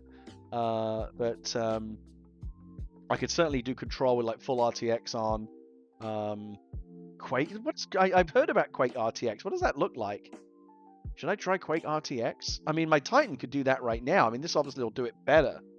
Man, this is a really beautiful piece of hardware. I gotta give them credit for this. A really, really good looking card. Assassin's Creed Unity. Interesting. Oh, Flight Sim would be a good way to go as well. I'm just going to show this up one more time. Look at that. Beauty. Absolute beauty. Absolute beauty. Let's put this next to the Series X. I said I was going to do that. And how do they weigh? Series X slightly heavier.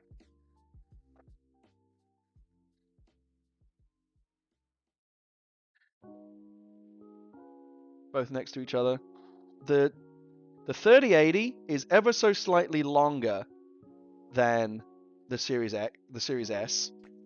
It's somewhat narrower.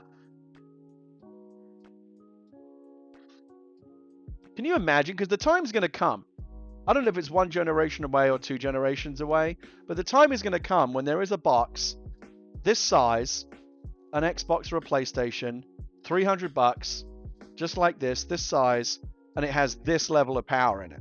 I don't know if that's 5 years away or 10 years away. I don't know, but like it's coming, right? It has to happen. So that would be super duper exciting. Imagine that. Imagine this little box in the hands of everyone. You know, $300, pretty accessible to most people, but this level of power, that is a very sexy thing to contemplate. Hopefully coming at us at some point in the not too distant future. Kelly says, I got a 3080 and I just beat Horizon Zero Dawn playing it at 1440p, all ultra, and seeing it sing at 80 to 120 FPS was beautiful. That would be a good. I've heard that the Horizon Zero Dawn PC port is very buggy. I don't know if they patched it, but there was a lot of complaints at launch about that being a very sloppy port and it being very buggy. But no, that would be a cool one to check out as well. Maybe we'll do a stream. I can download and install games onto this PC very, very quickly. So maybe when I come back with the 3080 on the next stream, if you've got any requests, we can check some things out, crank everything up to ultra, and see what we can do. What is Proteus? I've not heard of that. Also, let me know if you have any particular pointers or tips as I go into installing this card. I'm going to go into a black hole on stream and come back at some point. I do have CPU. I have a Intel i9 9900K, which I think is pretty decent. I don't have to. I would have got a 10th gen, except my fucking motherboard needs an upgrade. I built this PC and this motherboard not long ago. But I've already been told. I went onto PC Part Picker, look at the 10 9900, not compatible. I have the Aorus Ultra Z390 motherboard, which I was told is a pretty fucking good motherboard. As it turns out, though, not terribly future-proof. This is the real lie, I think, about a lot of people. They say, oh, the great thing about PC is that they're constantly evolving to swap components in and out. You can't really do that because everything is ultimately bound to the motherboard. I'm fortunate that the 3080 is going to work with the same motherboard that I had before. To go to a 10th gen CPU, I can't just swap that out. I'm going to have to get a whole new motherboard. And as soon as you start taking out the motherboard, you're basically rebuilding the entire PC. Your Windows install is bound to your motherboard. It's going to say, oh, this is a different motherboard. You're going to need to re-register Windows. Like, all of that shit's going to come into play. You're basically going to be rebuilding a new PC from scratch. So I would have liked to have gone to a 10th gen processor. Again, maybe when I do a completely new PC. At this point, I don't really know how much, like, if you've got two PCs running next to each other and and they're both on a 3080, but one has a 9900K and the other one has a 10th gen version of that processor, I don't know how much increased performance that CPU upgrade is. I'm sure it's better to some degree, but whether or not it's going to make a lot of difference, again, depends on the game. I think some games are more CPU dependent than others, but I don't think at this point it's going to make a massive difference. At least I hope not. In terms of tips for installing this CPU, the only thing I've been told is that I should do, when the time comes to reinstall the drivers, the tip that I got from NVIDIA was, don't just do the express installation, do a custom installation. Let me tell you exactly what my friend at NVIDIA said to me, and I'll pass this direct information on to you. Let me see here. Let's see.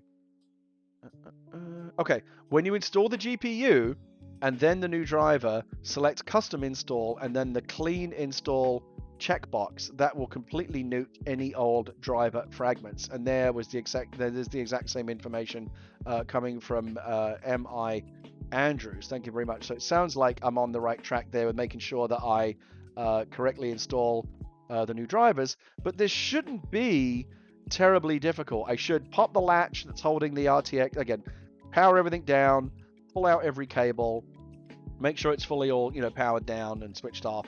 Pop the latch on the Titan, pull it out, slot this one into the new slot, use the dongle to connect it up to power, turn it back on, and then reboot, and then do a completely clean install on the drivers, and that should be it. That should be enough to get me over the finish line with this new card. Lay the case on it. See, I'm actually going to take the opportunity, since I'm going to completely disconnect it, pull everything out. I'm going to take the opportunity to pull out all the filters, completely go in there with the air gun, clean everything out. Just make sure everything. I might tidy up. My cable's a bit of a spaghetti junction back there. I might go back and power everything. And just clean up any excess cables that might be laying around back there that I don't need.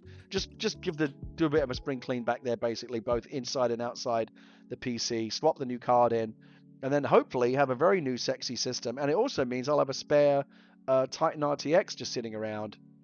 Maybe I could use that in another build. Maybe I'll find someone that might be in the market for that graphics card and pass it along to them. I do have a secondary PC that is my old PC that's running a 1080 NVIDIA card, but again, the Titan RTX would not fit in that PC. It wouldn't be compatible in terms of PSU or a bunch of other reasons. So I'm just going to have an extra card. Still a very, very, very, very, very powerful card, just not as powerful as these latest generation ones. I think I did. Oh, you'll see. Okay, so it's okay. Your name is very dark. Khalif says you'll see no difference from 9th to 10th generation CPU at 1440p. You'll see more of a difference at 1080p, but even then we're talking 165 versus 175 frames. Yeah, so I'm not expecting it to be a huge difference. And yeah, and I'll probably keep it around for a little bit just in case there's any issue with this. It's nice to be able to revert to the previous setup. Make sure not to spin the fans with the air gun. You run the risk of feeding power back into the system and killing something. Even if it's completely powered off, how am I going to feed power back into, say, if it's not plugged into anything? I don't know. I'll be very careful. I really just want to get the dust out. I'm really just going to pull there's like these little filters that slide right out, and you kind of clean those off. The system is actually fairly clean. The ventilation on this system, the airflow is generally pretty good. Never had an issue with it. It's always been, it's gotten slightly, it's normal, isn't it, for PCs? Like when I first powered this PC on when it was completely new, it was whisper quiet, and over time it's become slightly noisier. Not super noisy, and in fact most of the time you don't even notice it because I've got headphones on, but like when it's just running idling in the background and I'm across the room, I'd notice it's a bit louder than it used to be. And I don't know, like, is that just is that possibly because dust is building up? I'm not sure, I don't know, but it generally, PCs are never as quiet in my experience as when you first build them and they're super whisper quiet, and then over time it seems like they start to get ever so slightly noisier as they get older. And I don't know if that means I should be taking more care to clean it or whatever, but I'm certainly going to give it a thorough cleaning as part of this new build, and we'll see how that see if that affects anything. So that is basically it. We're going to raid at the end of the stream. I've got about 250 people in the chat. I would like to go raid a friend or a rando or something, so stick around. We always raid at the end of the stream. But for right now, that is the end of this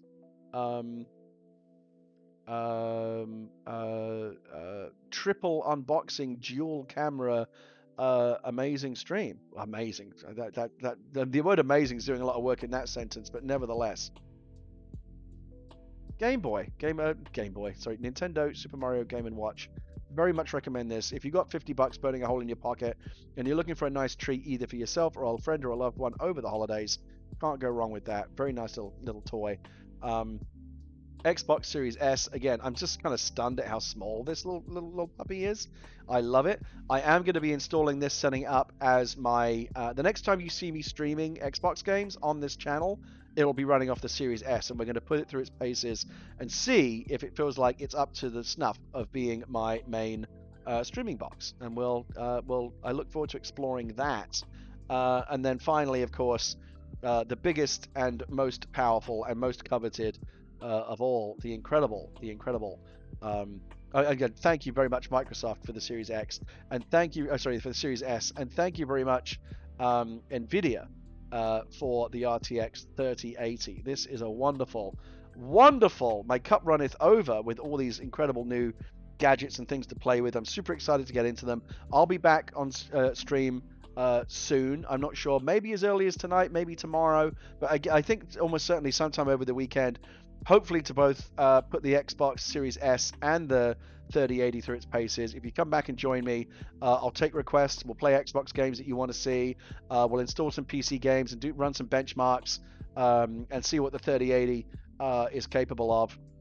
I might do one last 3D mark with the Titan and just write those numbers down just so I have a comparison point. I think that would be a fun thing to do. But I'll be back soon. But for right now, though, let's do a raid. Let's find someone who can raid. Who is actually streaming right now? Let's find out. Who's up right now? Who's up this weekend? What do we got? There's Cypher. She's streaming. Kate is streaming. Kate is far past the point there where she needs my raids to help her out. She is putting up amazing numbers and doing super duper good. I could raid Cypher. She's playing Assassin's Creed Valhalla right now. I could raid Fran. He's playing Destiny 2. Of course, the new raid is out today. I'm not in the Destiny 2 world, but I know enough about it that a lot of people are very excited about the new raid that's out today. Chow Jordan's playing Among Us. Michelle Boyd is playing Among Us. Who shall I raid? Or shall I raid like a total rando? I don't know. What do you want to see? I'm happy to take requests on this one. Who should we go say hello to? I gotta raid someone.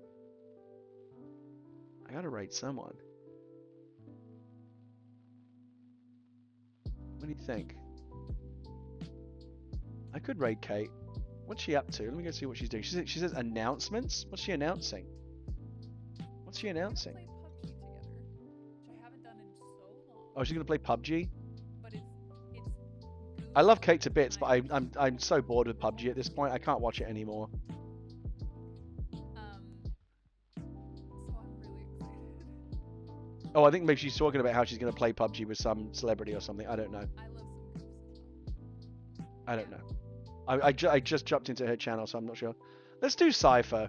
I love Cypher to bits, and she's playing Assassin's Creed Valhalla, which is a game I really, really enjoy. And so I think we'll do a Cypher raid. Cypher always comes to my channel and says hello, and she's always very nice. And I think we should return the love. So I'm going to send you over there. She is playing Assassin's Creed Valhalla on the PlayStation 5. So let's keep the next-gen vibes going. If you are interested in checking out the PlayStation 5 and or Assassin's Creed, the channel I'm about to send you to is where you're going to want to be. So I'm starting the raid right now. I'll be back again at some point later this weekend with the 3080, with the Series S. We'll do some next-gen gaming both on the console and the PC side, and we'll see how that goes. In the meantime, though, I'm going to send you over to Cypher. I'll be in the chat on the other side for a little while. Come say hello.